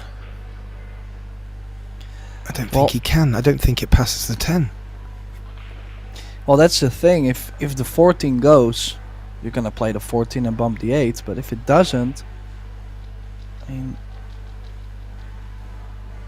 yeah, there's no way I would like to go solids, because I just don't think you're gonna solve the 8 by the end.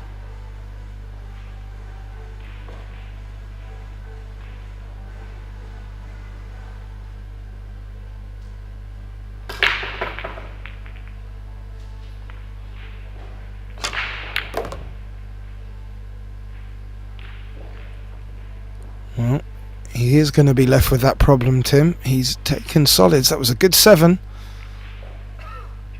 Certainly wasn't an easy pot to take on. Potted it well.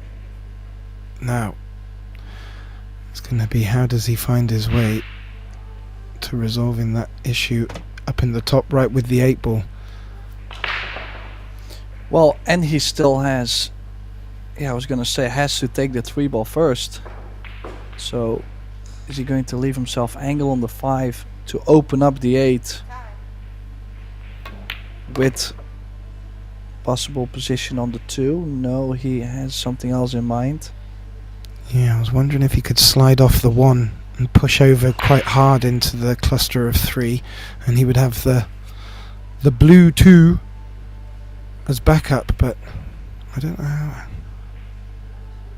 Nope, not this time.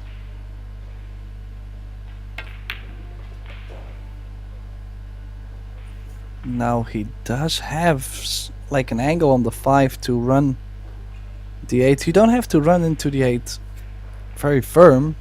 Just go into the short rail, catch a piece, and anything on the 2 ball is fine. I think this is the moment to do it.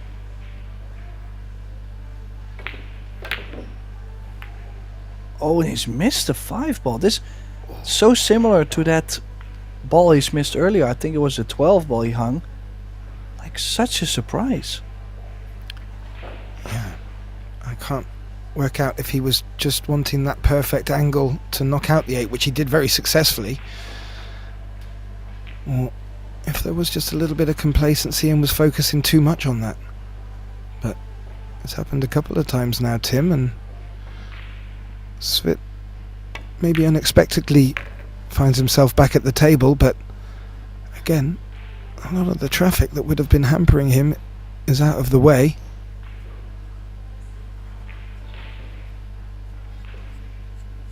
Just not sure that 10 can be potted. Well, I'm doubting that. I have a feeling the 10 does go, but you don't want to leave yourself the angle on the 10 to where you have to bump the 14. Right. So it's still tricky.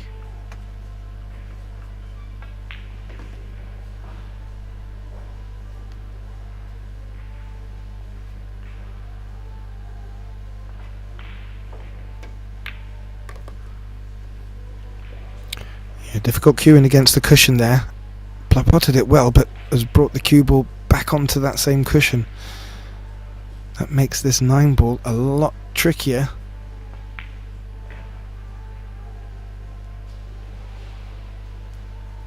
I was just wondering if he could thinly cut that 10 now, but he would be moving the 14. This is a tough shot here, Tim.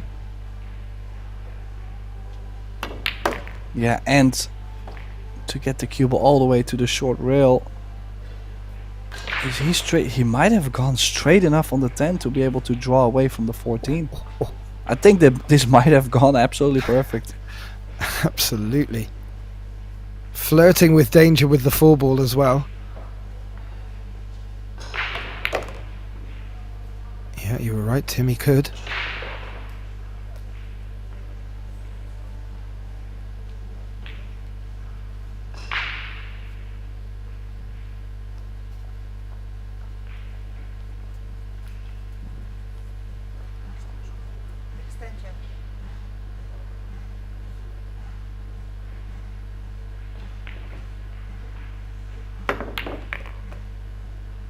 was stretching over the 4, played it with some authority, has come into the 8 ball, which could always be fraught with danger. He's got himself a shot up into this corner bag. It's certainly not a gimme though.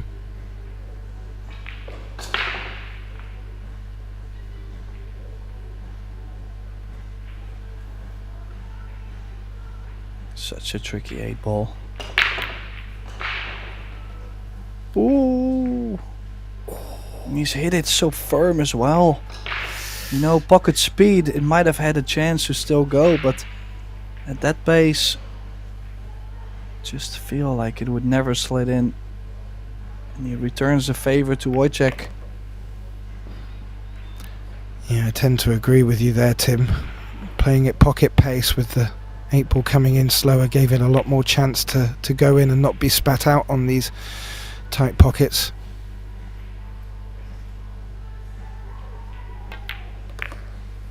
This is a bit of a gift for Wojciech here.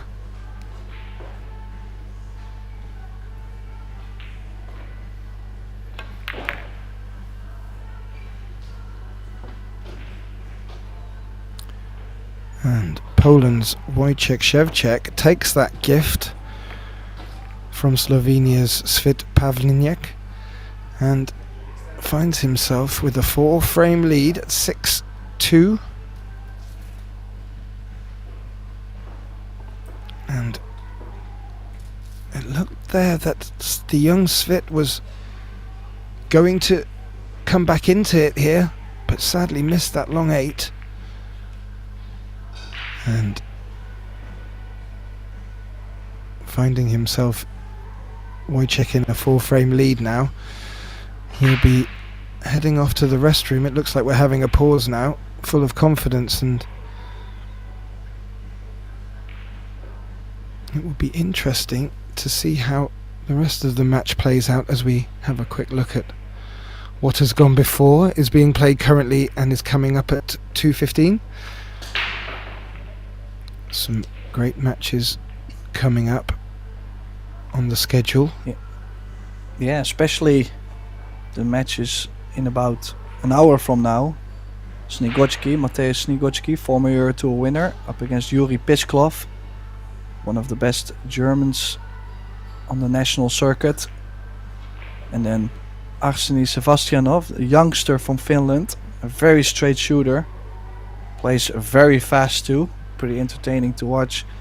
He's up against, well, a very well-known the Panda, Mario He.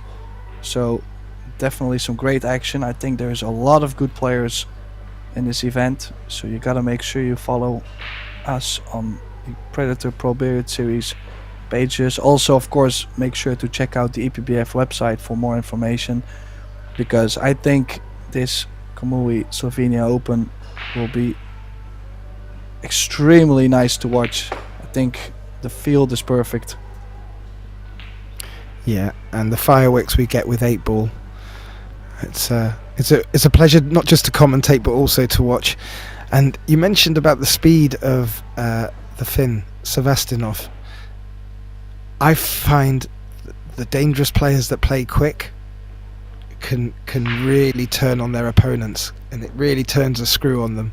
And I find personally as well, I tend to speed up with such players, and it knocks me out of my rhythm as well. So it'd be very interesting to see how he gets on against Mario. I don't know how many times maybe they've met up in the past, but I'll be keen to watch that one later. Yeah, as you see, Wojciech Chevchic did come back from his timeout. We're just currently waiting for Svit Pavliniak, the youngster from Slovenia, who is in quite some trouble, being down 6-2. He will be breaking the next 2 games, but in my opinion, I don't think he is allowed any more mistakes from this position. No, I tend to agree, Tim. You really feel he needs to make this one count and take that momentum forward.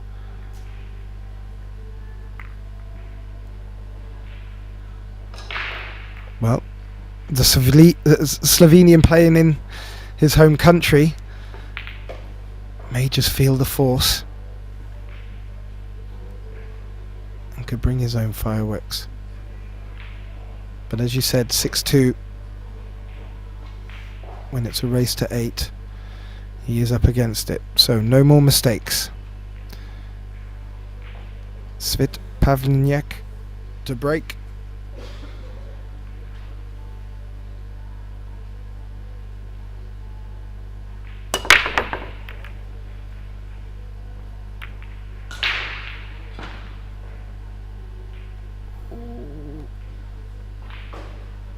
Everything just seemed to rattle in the middle jaws there, Tim.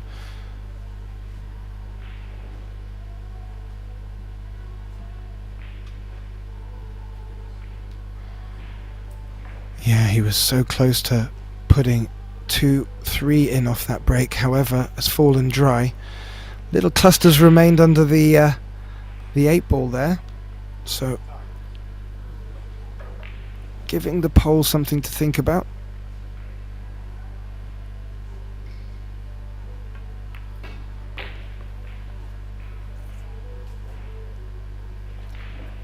Maybe teeing up the angle now, Tim, to dislodge that cluster of 3 under the 8 ball.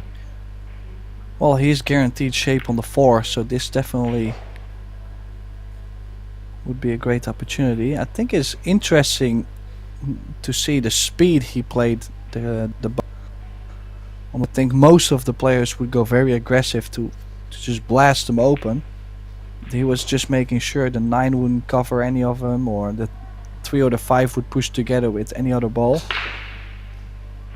Now, I do wonder, does the 5 go to the bottom right past the 3 ball? I think it does, Tim. And that would make a big difference. Well, not the shape he has here.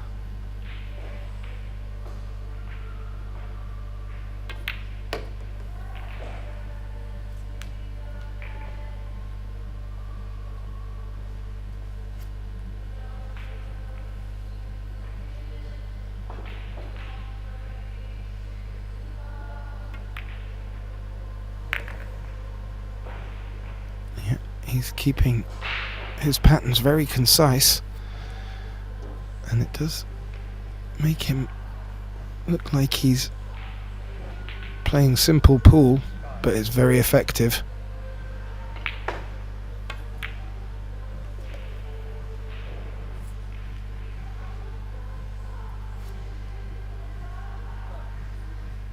Yeah, now only 2 balls away to get himself on the mat, on the hill first in this match.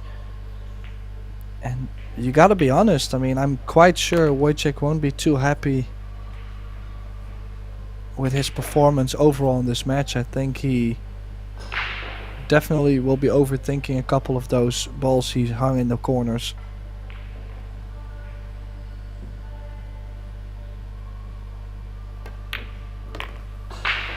Yeah, I agree, Tim, and on a different day, with them mistakes being punished, it could have been his tournament hopes on the line in other circumstances, so he'll be fully aware of that, and he'll also be fully aware that there are players who will punish him. So, better to get them out of the way in the early stages. And Wojciech finding himself on the hill, but Slovenia's Svit Pavliniak has a chance and is at the table, ready to break. 7-2 is the deficit for him.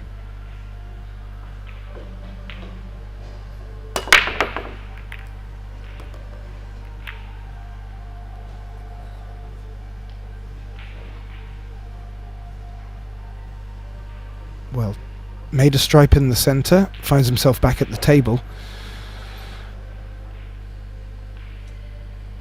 Yeah, cue ball a little bit tricky, was tracking towards the side but got saved.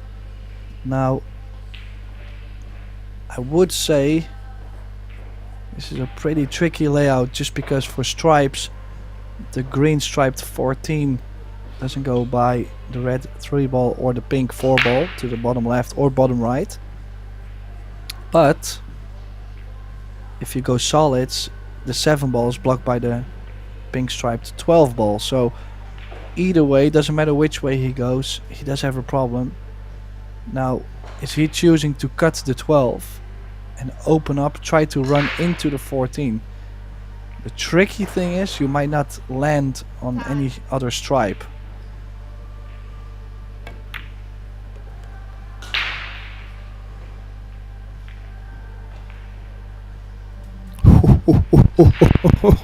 Could you place it any closer or better?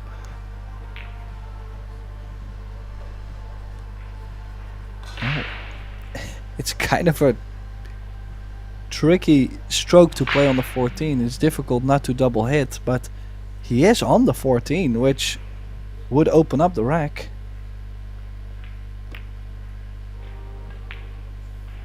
Ooh.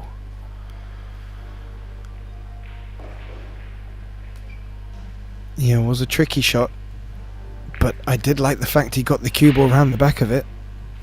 Gave himself every opportunity. Where the cue ball's found itself now has blocked off some of Wojciech's options, but that one ball looks favourite to start his return to the table.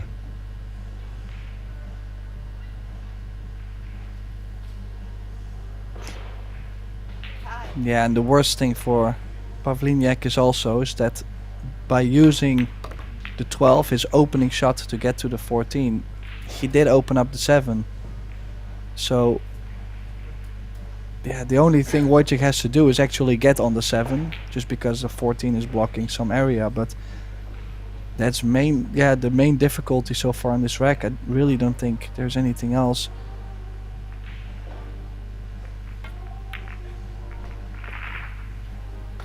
Yeah, and he's on it. He's very much on it. Played that beautifully.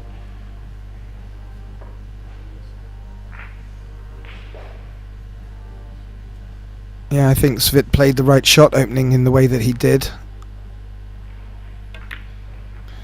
But as you said, he opened up that 7, which took away the only problem for this visit.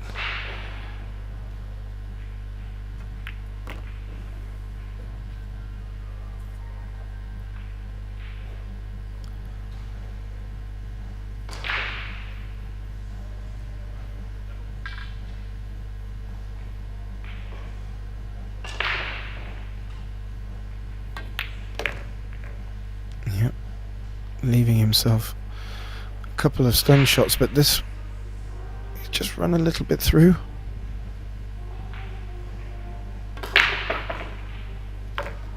Not a problem, Tim. Not a problem at all. Been a very good performance from Wojciech by all accounts.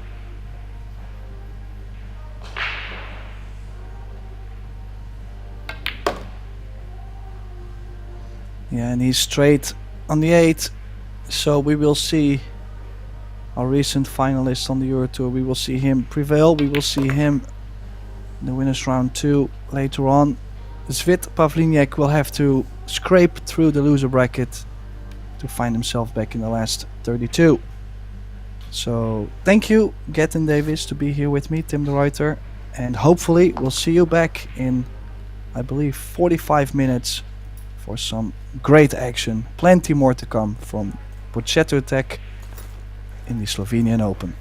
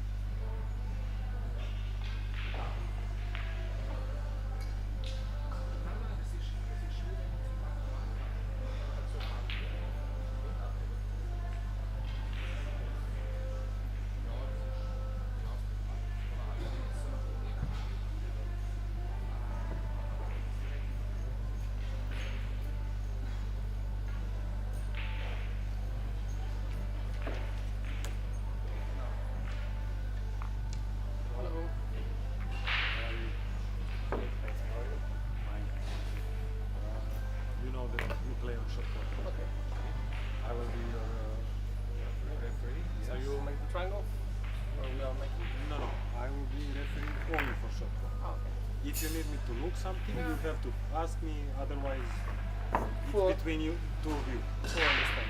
Yes, but most important things that I have to say is don't start without me, and we cannot start earlier unless from the. You're gonna say us to start. Yeah. And they will tell me.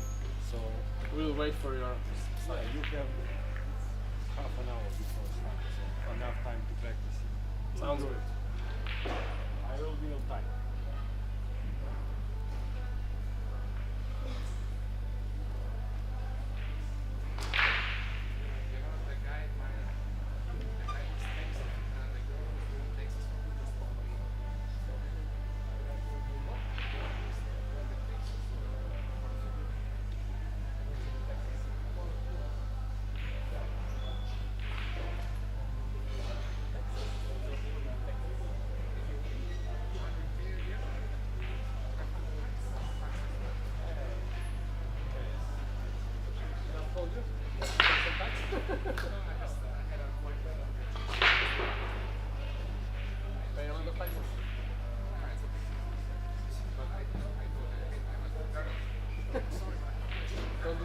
Don't win too much because you will have to pay.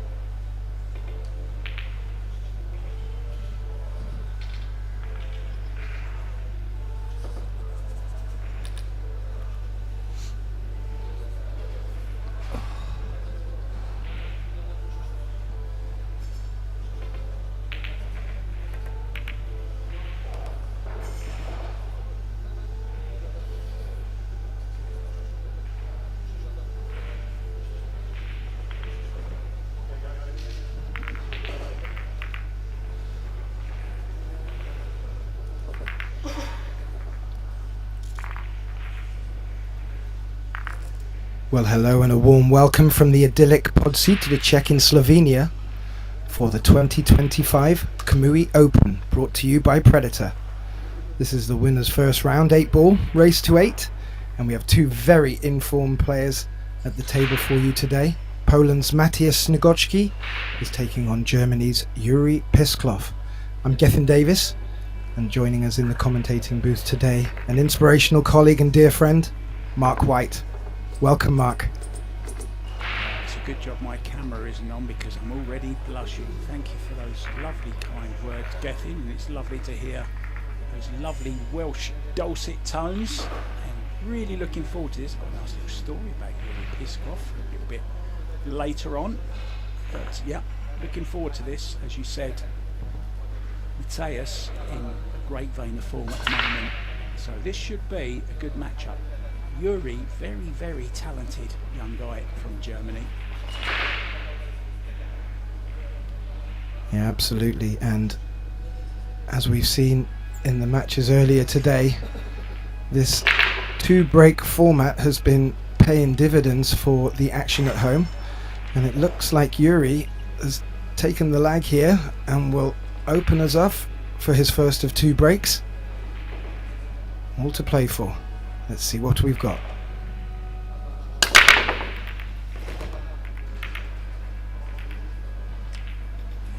square hit in the break. Controlled the cue ball to some extent. Got it going at the centre of the table. Liked it to have stayed more mid-table, but made a ball. That's all you can wish for in 8-ball. Very, very important. You make a ball. Ball's going inside. Yeah, and good early signs for Yuri here. Looks like he's got a shot. Could be hampered if he does decide to take the 7 on.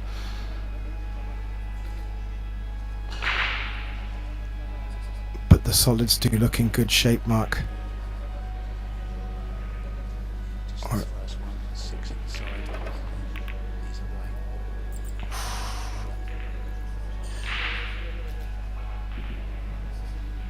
Well, that's not how he hoped to start his account, and a little mutter to himself, but still very early days.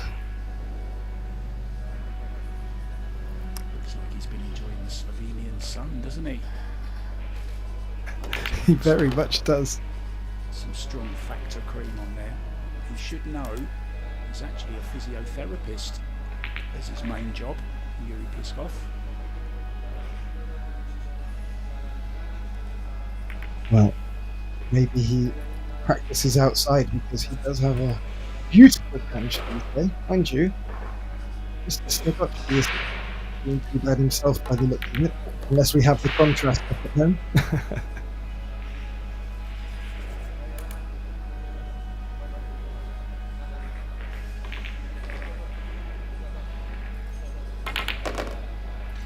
Well, as we expect from both of these players, Mark, both of them will jump on any chance that they get.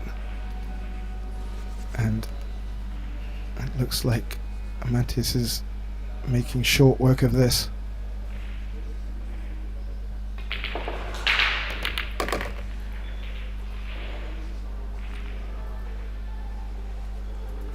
Had a lovely chat with Matthias in the Maldives of all places last year during the Maldives Open. He was there with his wife.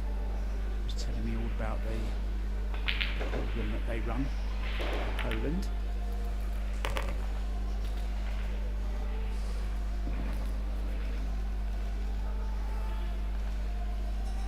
I believe his daughter plays as well.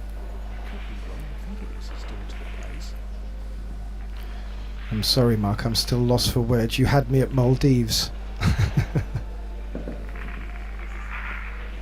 Just commentated on Mauritius. Unfortunately, I was remote for that one. I've always wanted to go to Mauritius. It looks very delicious, doesn't it, Mauritius? Nice start for Matthias, though, in the first rack. Mistake by Yuri.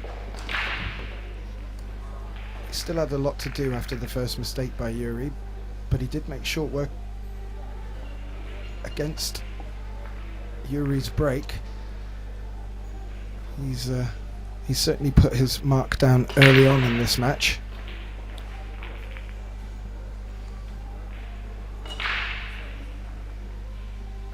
I don't think Yuri has too much to worry about yet. His break looked to be working quite well.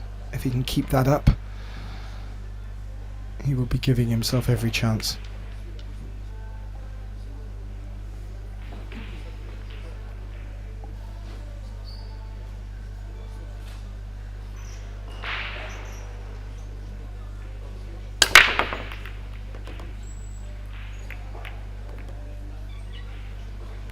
Oh, and his second break is even better, Mark.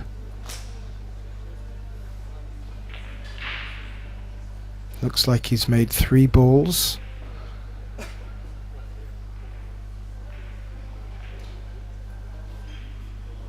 And he does appear to have shape on both solids and stripes, so another good opportunity from his break. Be keen to make this one count.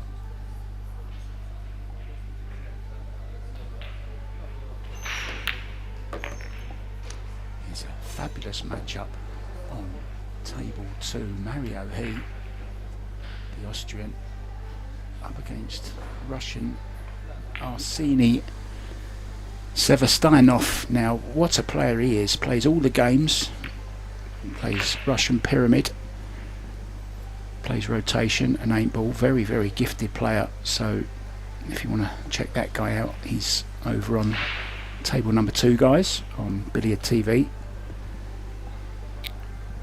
Yeah, our dear colleague Tim in the last match alluded to how quick that gentleman plays, and he was implying you could blink and miss him.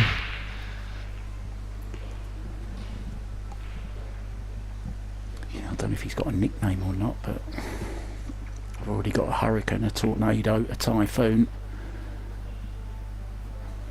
And a whirlwind. Think of one. Yeah, we've got whirlwind Jimmy White, haven't we? We've got a tsunami. Yeah, he's played that one very well, Mark.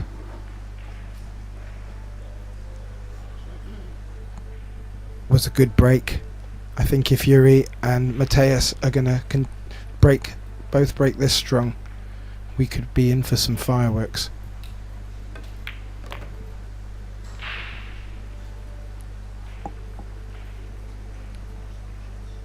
Nice straight in 8-ball then to level things up at 1-1.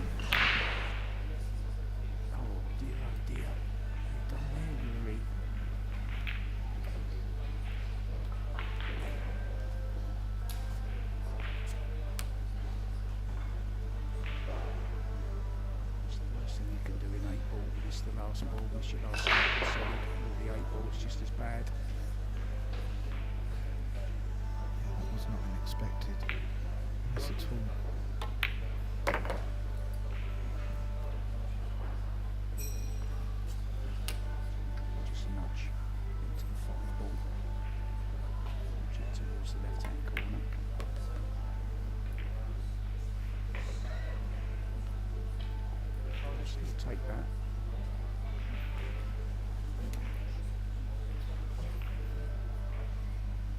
So a gift this is.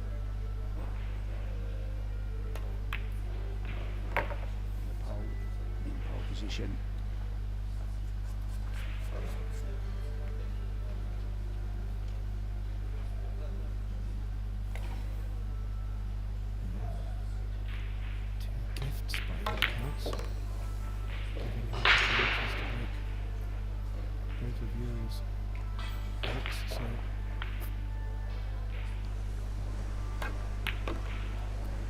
It's not the ideal start, is it? Because when you do win the lag, I keep saying it every match, but it's so important. You get 4 of the first 6 breaks, so it's a real good chance to build a lead. And after such a good break, he'll be very unhappy that he didn't close the deal. He's left himself a bit more to do on this 8-ball though. Yeah, he does like to shake his head a little bit now and again, and was just running a bit out of position on the last 2 shots. Has left this thin cut on the 8.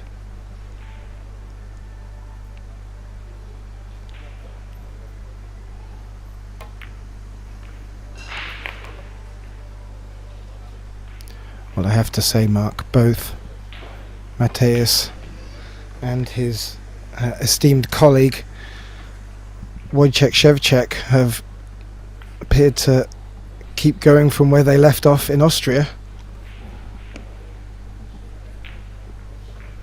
Both playing confidently in stroke and clearly very well rehearsed with the TV table. He just saw that miss on the 8 again from Yuri. That was a bad mistake from the German, and he'll know it. Used to commentate on Yuri Pisclov quite a bit back in COVID when we had those online challenges and online tournaments. Yuri used to partake in them. Was always a nice fun guy, good player to watch. He had a white table from memory. That's a new one for me, Mark. I don't think I've ever seen a white table. Interesting.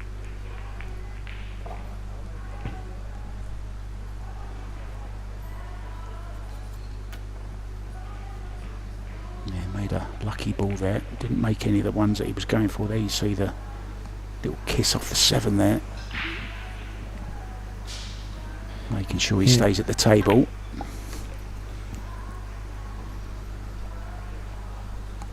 Well, he did get a good spread on them, and these stripes are looking very appetizing. But the cue ball was running a little bit off the break there.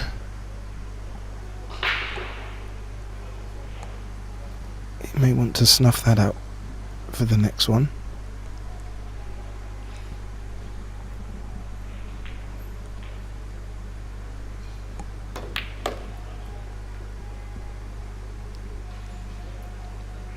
See, Albin Ocean had a good 8-0 win earlier on, and I was with his sister last night, and Kelly Fisher went out to dinner there in town in Thailand just before they go to Indonesia to the big Predator event starting on the 12th.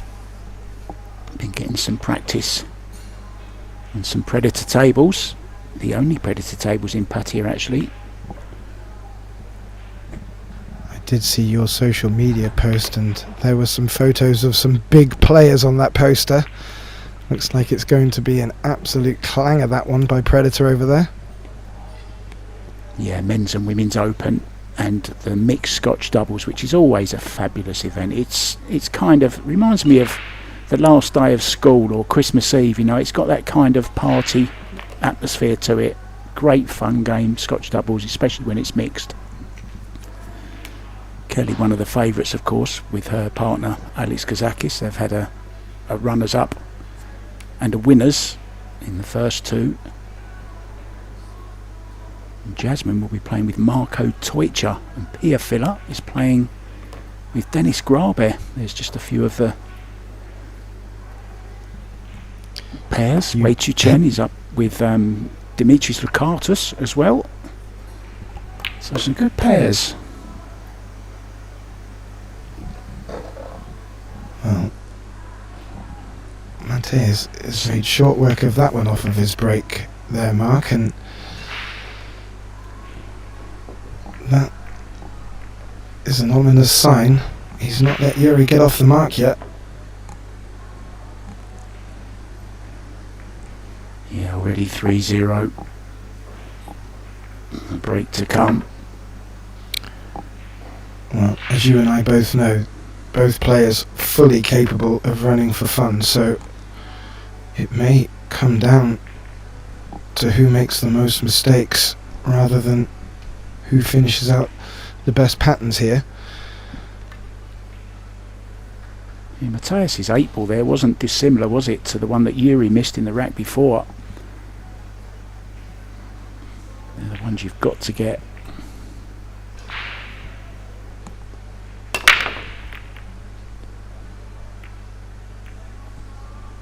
Not very square hit. No. And I think that's dry, Mark. The cue ball was running a little bit as well. But this will get Yuri to the table, and Yuri will be looking to put one on the board here.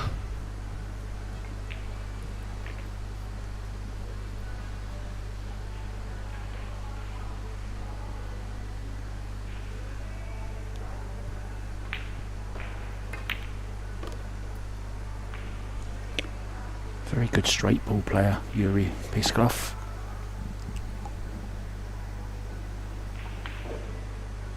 He's a very cool customer around the table. That's one thing I do remember of Yuri.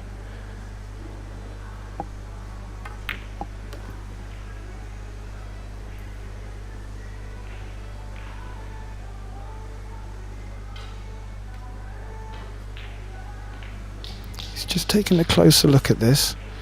Maybe he didn't come the side he was hoping to. Or is he looking at... I think he was wondering how he would find shape for the one, but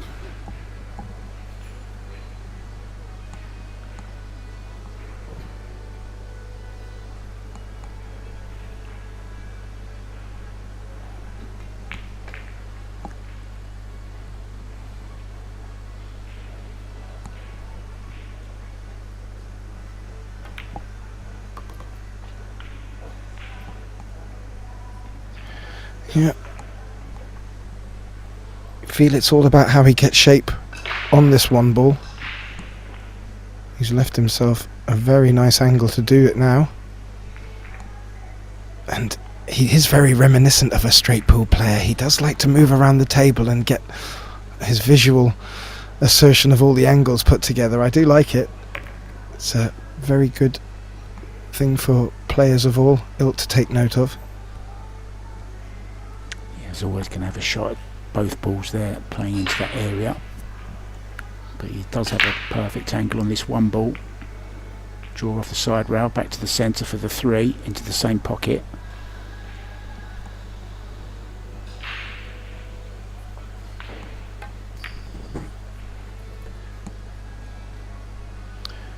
And it does look like that 8 ball will pass the 12 into the middle pocket there. He's just checking. Oh, does it? Good camera angle. Doesn't give it all away though.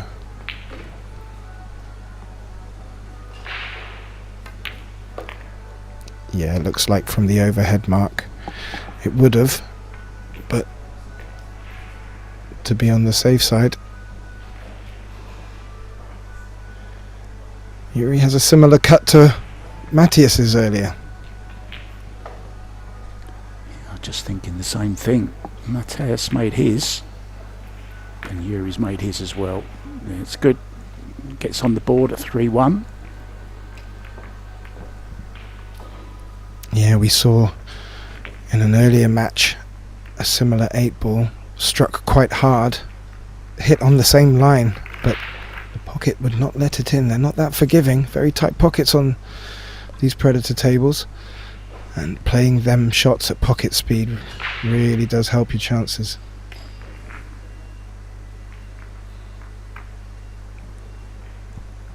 Yeah, good finish from the German.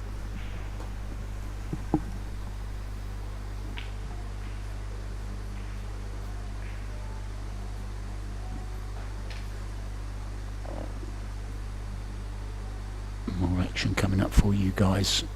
4 PM local time. Not sure who just yet, but it's good to have you with us. I was just looking at some of the qualifiers, Mike. You alluded to Albin earlier.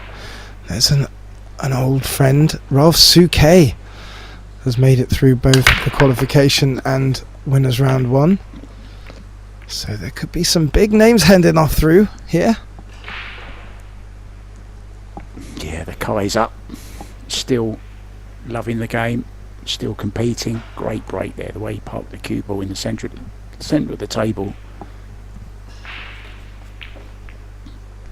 Yeah, that was Didn't do him very... any favours though. It's all there now. Excuse me, for Matthias. Yeah. A dry break giving Matthias a good look at the table here, and he's electing to go for stripes. Maybe he might choose to move. Yeah. The green stripe there, and that has solved one of his problems. Just looking from the camera angle here, it looks like that 12 ball passes the 8 into the corner.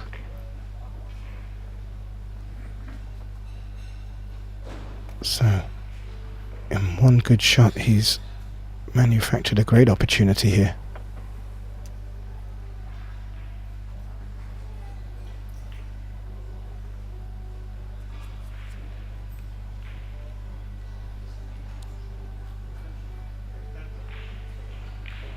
Yeah, and as you see from this camera angle, it looks like he can punch the cue ball over towards the 4 in the... He's elected not to. He took the other to leave himself a better angle here to come back up the table.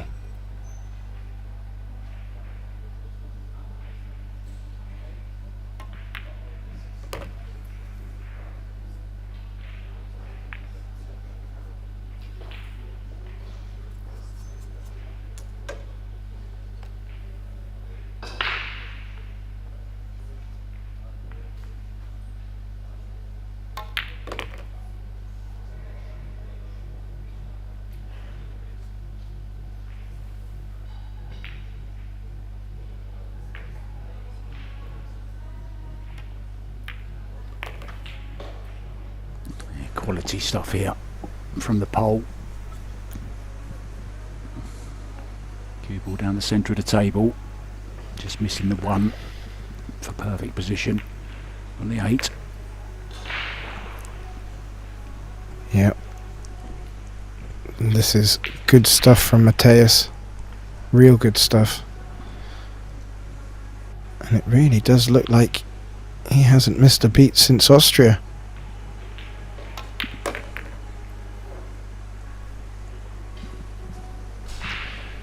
Finds himself regaining his lead 4-1.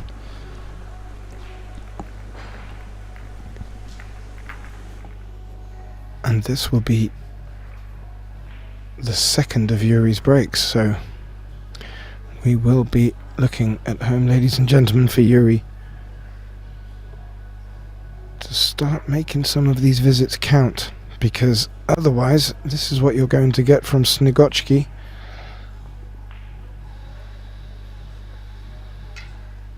And he will not pull any punches, so could be feeling, even at this just over midway point in the match, that Pisclov needs to start digging a little bit deeper, and it will start here with his break.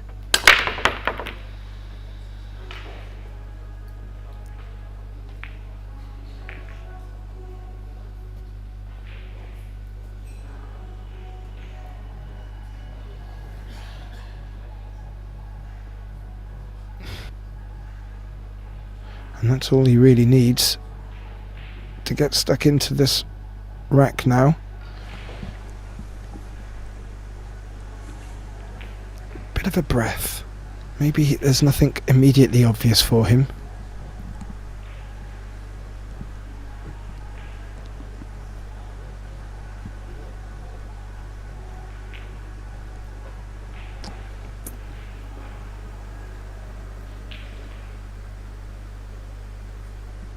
Well, he's had a good look, Mark, and he's not giving away much yet.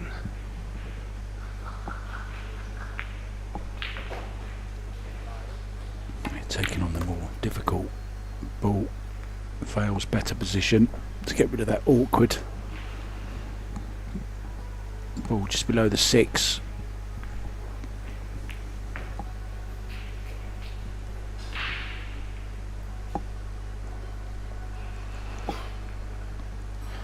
I'm just wondering, looking at the top of the table, if that 14, the green stripe, passes the red 3 into the corner pocket, because if it does, that's a little bit more of a Brucey bonus for Yuri. It will after this. I think it will after this shot, because he's going to play this one rail first and move the 3 ball out the way, so it will definitely go, unless he's very unlucky.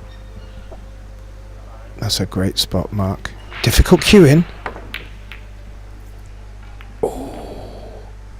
Maybe a little bit too difficult with the cue in, but yeah, you were right there, Mark. That was the shot to play. Yeah, it was very awkward. Trying to do a lot with a cue ball as well, which increased the difficulty of the shot. Yes.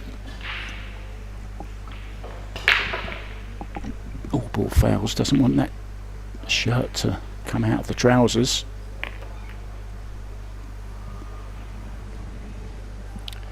No, that wouldn't be the best way to give away a foul. Not that giving a foul is good in any stretch of the... He's opened the table up again, Mark. Yeah, quite fortunate to finish so nicely on the 6. He's overrun this again. He may play the combo here. May not have a choice. Yeah.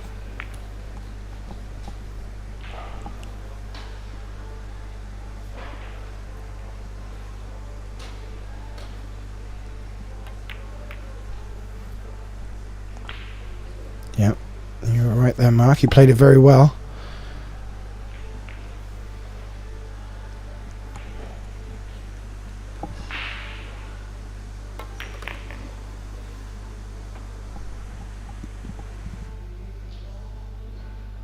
Well, it looked like forever and a day he'd overrun that. Maybe he did, but the cue balls come into not too bad a position. However, as he's high on this 4,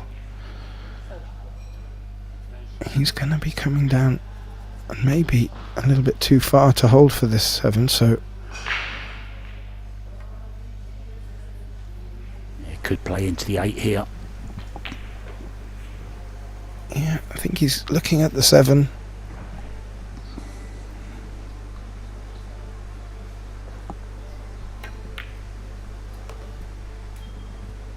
How'd you like your pace there, Mark? Well, it's finished just nice, hasn't it? He's had a couple of little rolls in this run out. Yeah.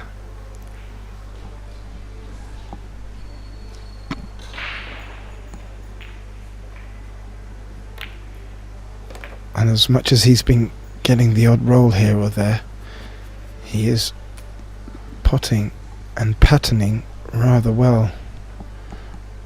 And deservedly taking a 5-rack-to-1 lead. And if the alarm bells weren't ringing, they will be now, especially as Mateus is back to the table to break. So 5-1 mark, it's a big hill to climb. Yeah, it certainly is. And the professional patterning and potting Polish machine. But once again, it was Yuri who was in first. And that's the one that went wrong. Awkward queuing. No. A I lovely mentioned that montage. his compadre Chevchic is already through, and as always, the Poles are looking to make their mark on this EuroTour event. Yeah, commentated on Daniel Maciol in the first match of the day, and he looked very, very good indeed. Oh, look at this for a mess. Ooh. A dry mess.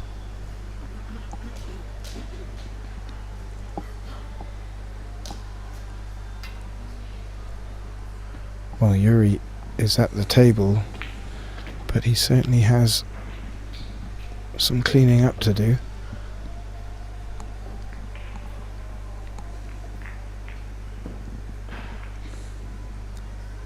Is that one solid stuck in a cluster of 4 stripes? It looks like it.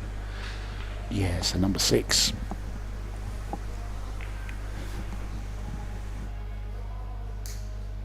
Well, he does have options.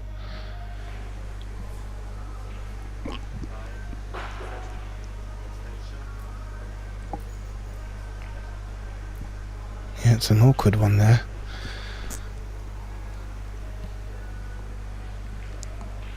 Actually got the angle going into it here. Off the side rail. Should leave himself on the 7.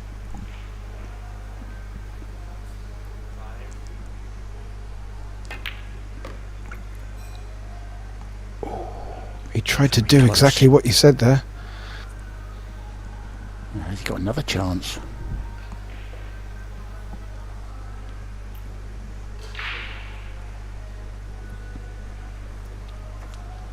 Yeah. Does he have the angle off a thin 4 here?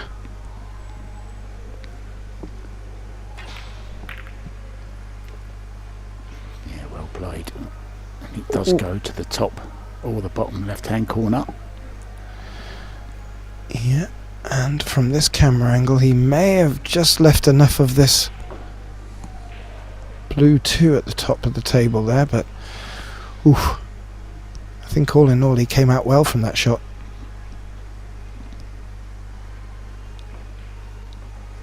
Yeah, it would have been very unfortunate not to finish nicely.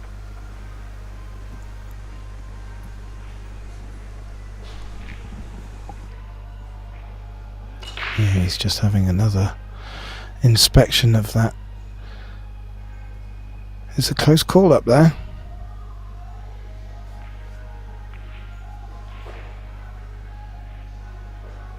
You might want to play onto it sooner rather than later, that 2 ball. You don't want to leave it as the last ball, that's for sure. So 3, 2, 6. Yeah, this is the key shot. There's not much to play with on that 2 ball down there.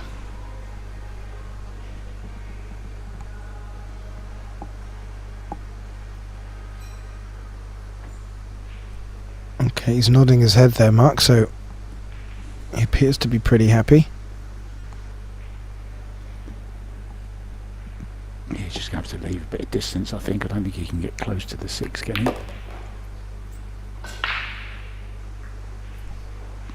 That's okay, done well.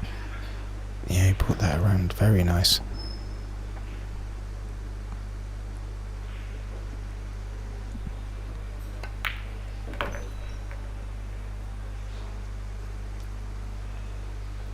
Yeah, this was a must clear rack. It was, and not the easiest either, and a real good settler for Yuri there. Getting the score back to a bit more of an honest 5-2. And you were alluding to our next Predator event over out east. It's great what Predator are doing with the sport at the moment, Mark. I'm very, very impressed. And after this 3-day event, I believe we're straight into another. Yeah, it's a Junior European Championships, isn't it, I believe? The new talent coming through. We've already seen a few play on the TV tables today. And one of Slovenia's own making an appearance on the TV table too. It was good to see.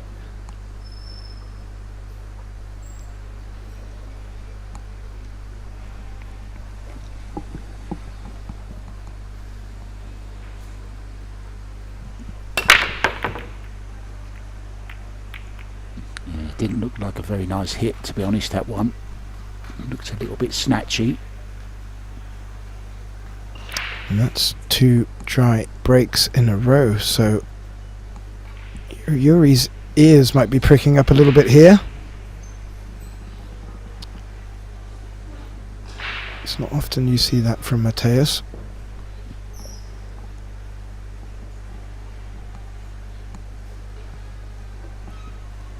How are your options here, Mark? Oh, wow. Looks like stripes from here, but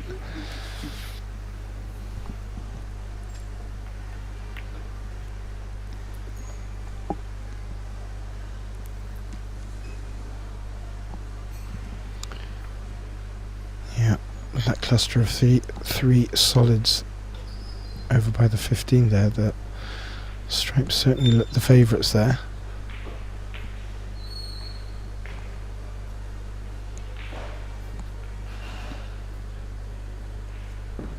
We know the break is just so important in cue sports in general, but in 8-ball even more so.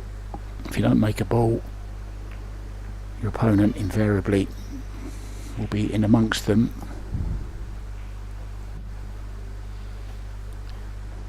Yeah, indeed. And the one thing I do like that adds a little bit more spice to these tournaments, Mark, is the players getting to break twice rather than alternate each frame, and it can encourage momentum and it can also add to help stop momentum, and it's really interesting to see how the players navigate that.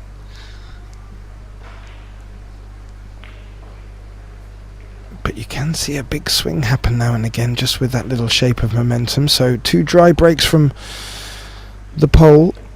Mateus, will that come back to haunt him in this match? I'm sure Yuri will be hoping so.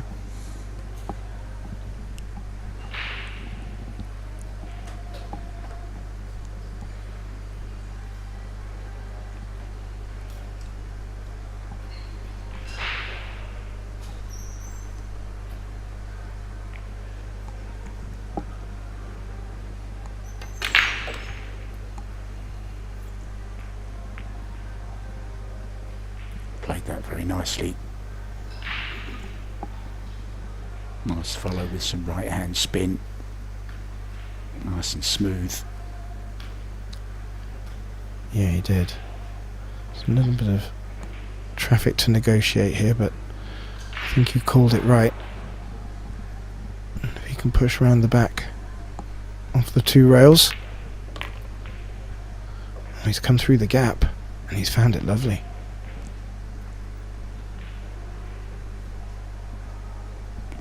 Won't do too much with the cue ball here, just a little soft draw, but will be maybe some memories of the 8-ball he missed earlier here. Hopefully he's put that out of his mind.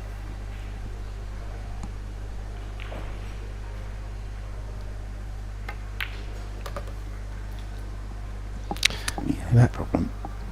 Yeah, no problem at all, and it's good for the scoreline, good for Yuri, and he's punished them 2 hiccups from Mateus off the break.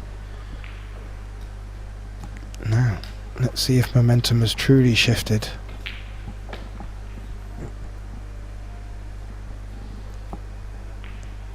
I do like our collages, Mark.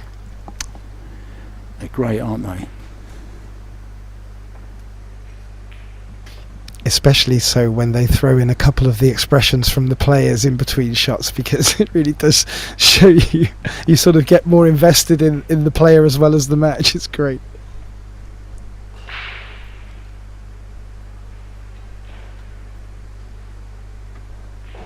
So it's very nice to see our star-studded arena again. I hope our players are getting used to this, because it is stunning, and I hope we get this every Predator event.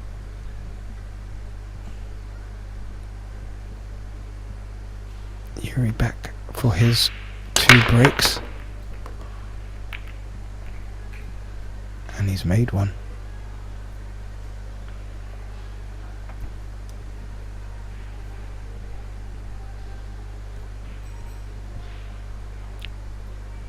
If Yuri can keep his hands on this, or rather his grip tightly, we could see quite a big shift in the scoreline here. What was looking quite ominous at 5-1 is already 5-3, and Yuri has every chance here of reducing the deficit more. We could be in for a corker, ladies and gentlemen.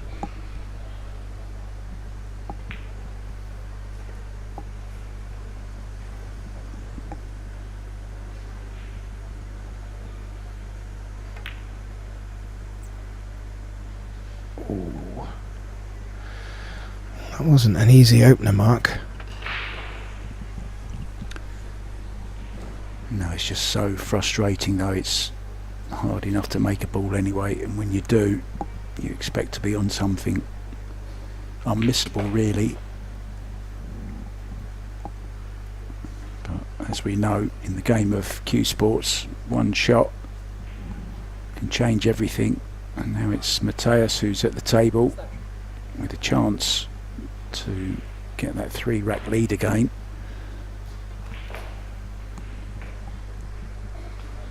He's called his extension.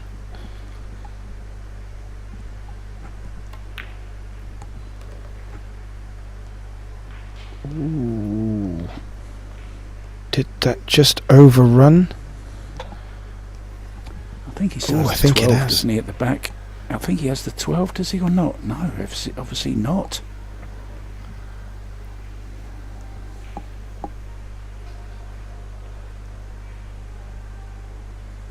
This is quite thin. Or is he going into the corner?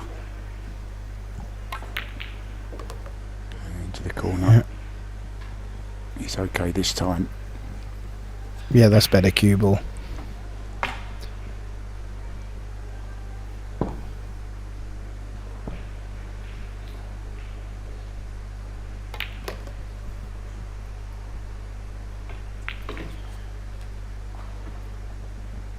On the side of the 2 try breaks, you have to be impressed with Mateus so far.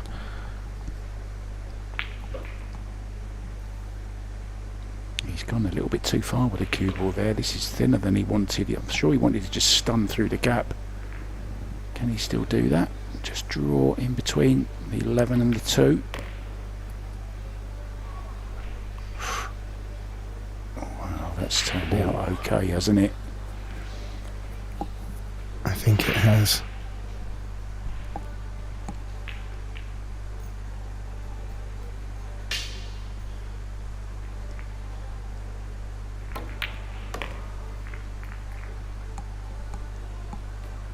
Yeah, he's played that very well.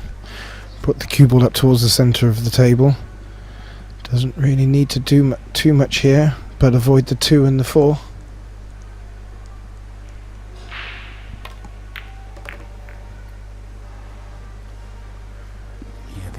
rack.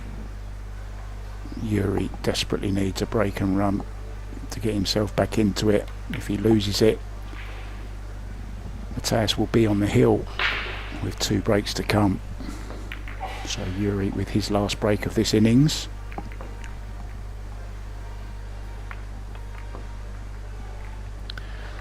Yeah, and neither player giving too much away from their facial expressions, but you've got to think that Yuri's starting to feel a little bit... Oh, there you go, yeah, feeling a little bit more desperate. Didn't really have a good opportunity after the break. But Snagotki doesn't need asking twice. And what was 2 good breaks of serve from Yuri has now just eked back out to a 3-frame lead for Matthias. He leads 6-3, Yuri to break.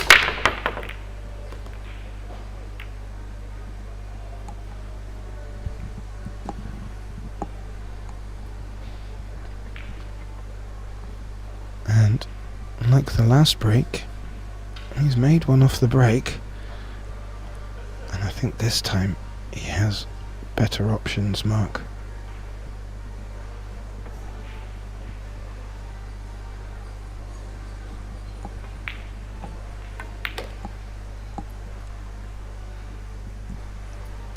Yeah, I'm a big fan of take what you make as well. I think that's a great game also. Nothing wrong with this version, of course, as well. Just as exciting, but I think take what you make just adds that something little extra.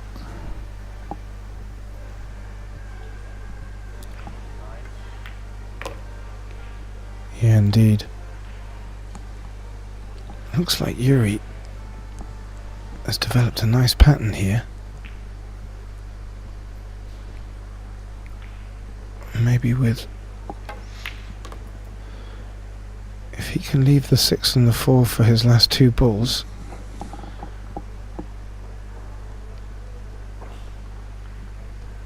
he can certainly take the second of his 2 breaks, and that, you feel at this stage, is crucial.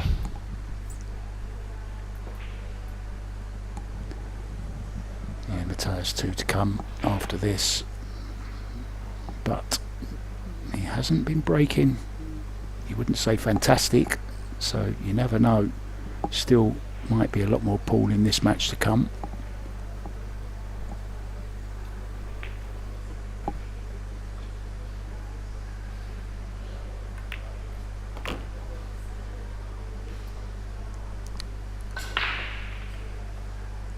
Yeah, and Yuri will be hoping for a lot more pool in this match to come. There's a gap.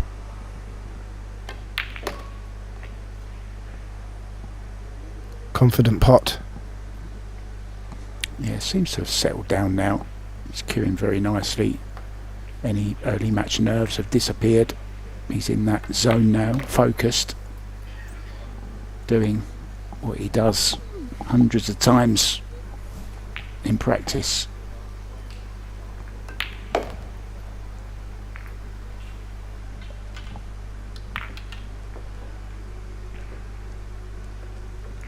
So it will be Mr. Snagotki with his 2 getting. Yeah, Mark, and he only really needs to close these 2 out on his serve. As we just take a look back, the Kamui chalk, and a very simple 8 ball. However, as I was alluding to, Matthias has 2 breaks here, and if he converts both of them, he will be the winner of this match. So Yuri is going to be looking for a dry break or a mistake to capitalise on here.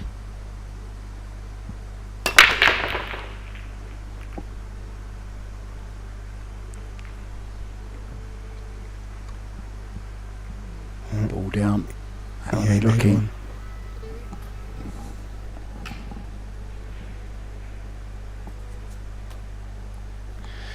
God, and the cue ball got hit quite a few times there, Mark. It still stayed in quite a good position, but a lot of movement. He's a pinball wizard.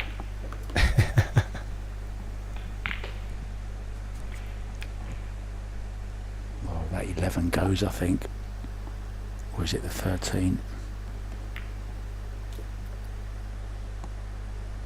Well, he's played as if it does, hasn't he? Yeah, it should be another rack, although 14, I'm not sure. Does it pass the 3 into this corner? This camera angle is telling me no, but if I twist my head the other way, maybe. I think that's just my eyesight, Mark.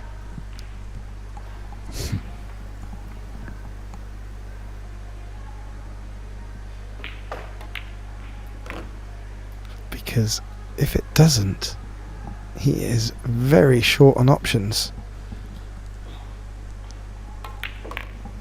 I think it must go the way he's played. This ball for the 10, just stunned down. Ooh, it's rolling. No. Oh, he wanted to be more straighter on this. It's always nice to be right behind the shot, although he's straight down on it. So yeah, just wondering, he's overrun that slightly. May have to nudge into the 8 now and nudge it over the side pocket.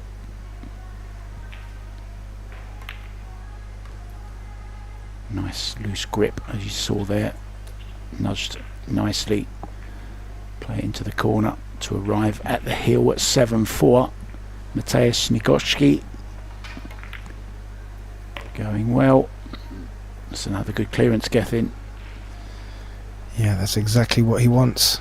I guess he was sat back in his chair earlier thinking, well, as long as I can do the business on my break, I am pretty much in the driver's seat. And he did make one off the break, stopping the rot from his earlier round of 2 breaks where he broke dry on each of them.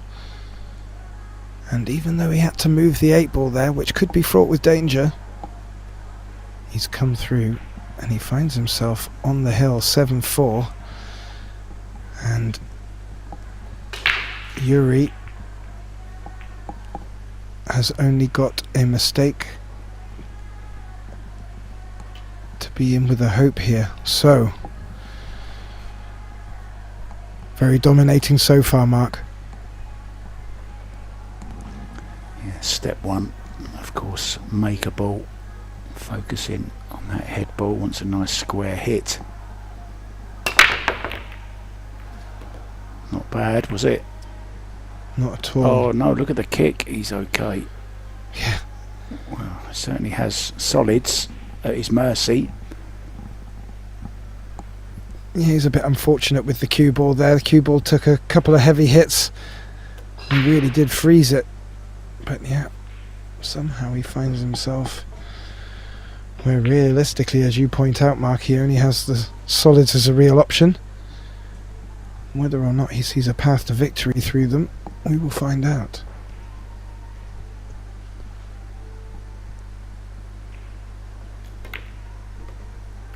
Yeah, going straight for the jugular there. Opening up the only difficult ball.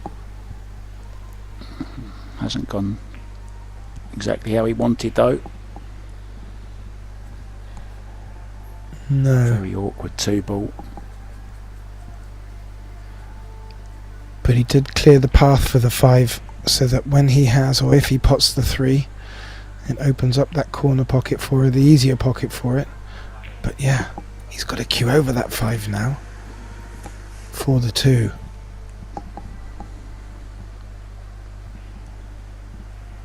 Should be okay with the cue ball if it contacts the stripe and takes the energy out of it. Well, if it does go in, Ooh. I was going to say, if it does go in, every chance of running out here and winning the match, but awkward to the side pocket. Slightly easier though than into the bottom right hand corner. Now he hasn't been too unlucky there, has he? What has he left? Not a lot. I thought the 10 may have come down far enough for him, but maybe it hasn't.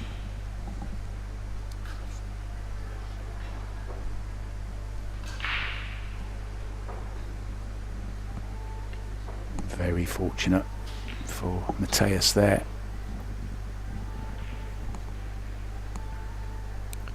Yeah, from the overhead angle it looks like he's either forced safe or double, and he's gone for the safety. Oh, he's played that really, really well.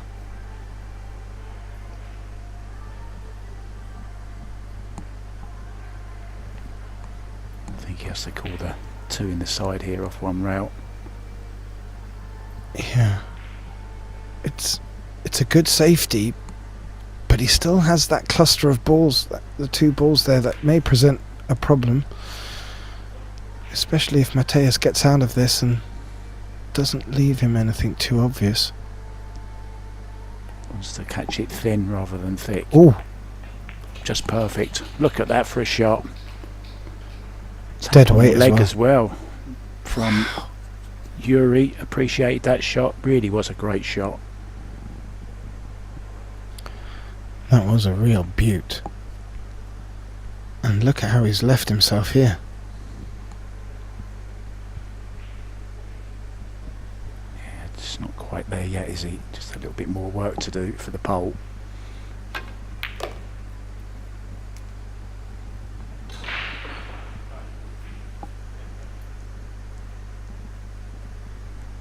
Now can stun through the gap off the 4 for the 7 into the side. And then he should be over the finish line.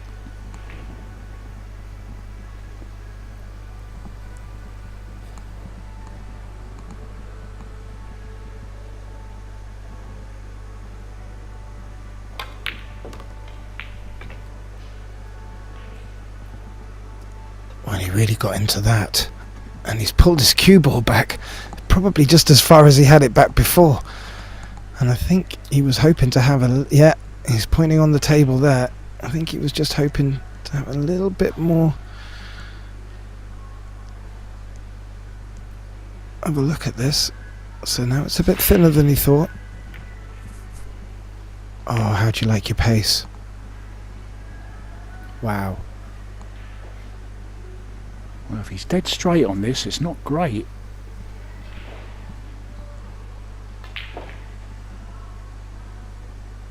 He's got to play a stun.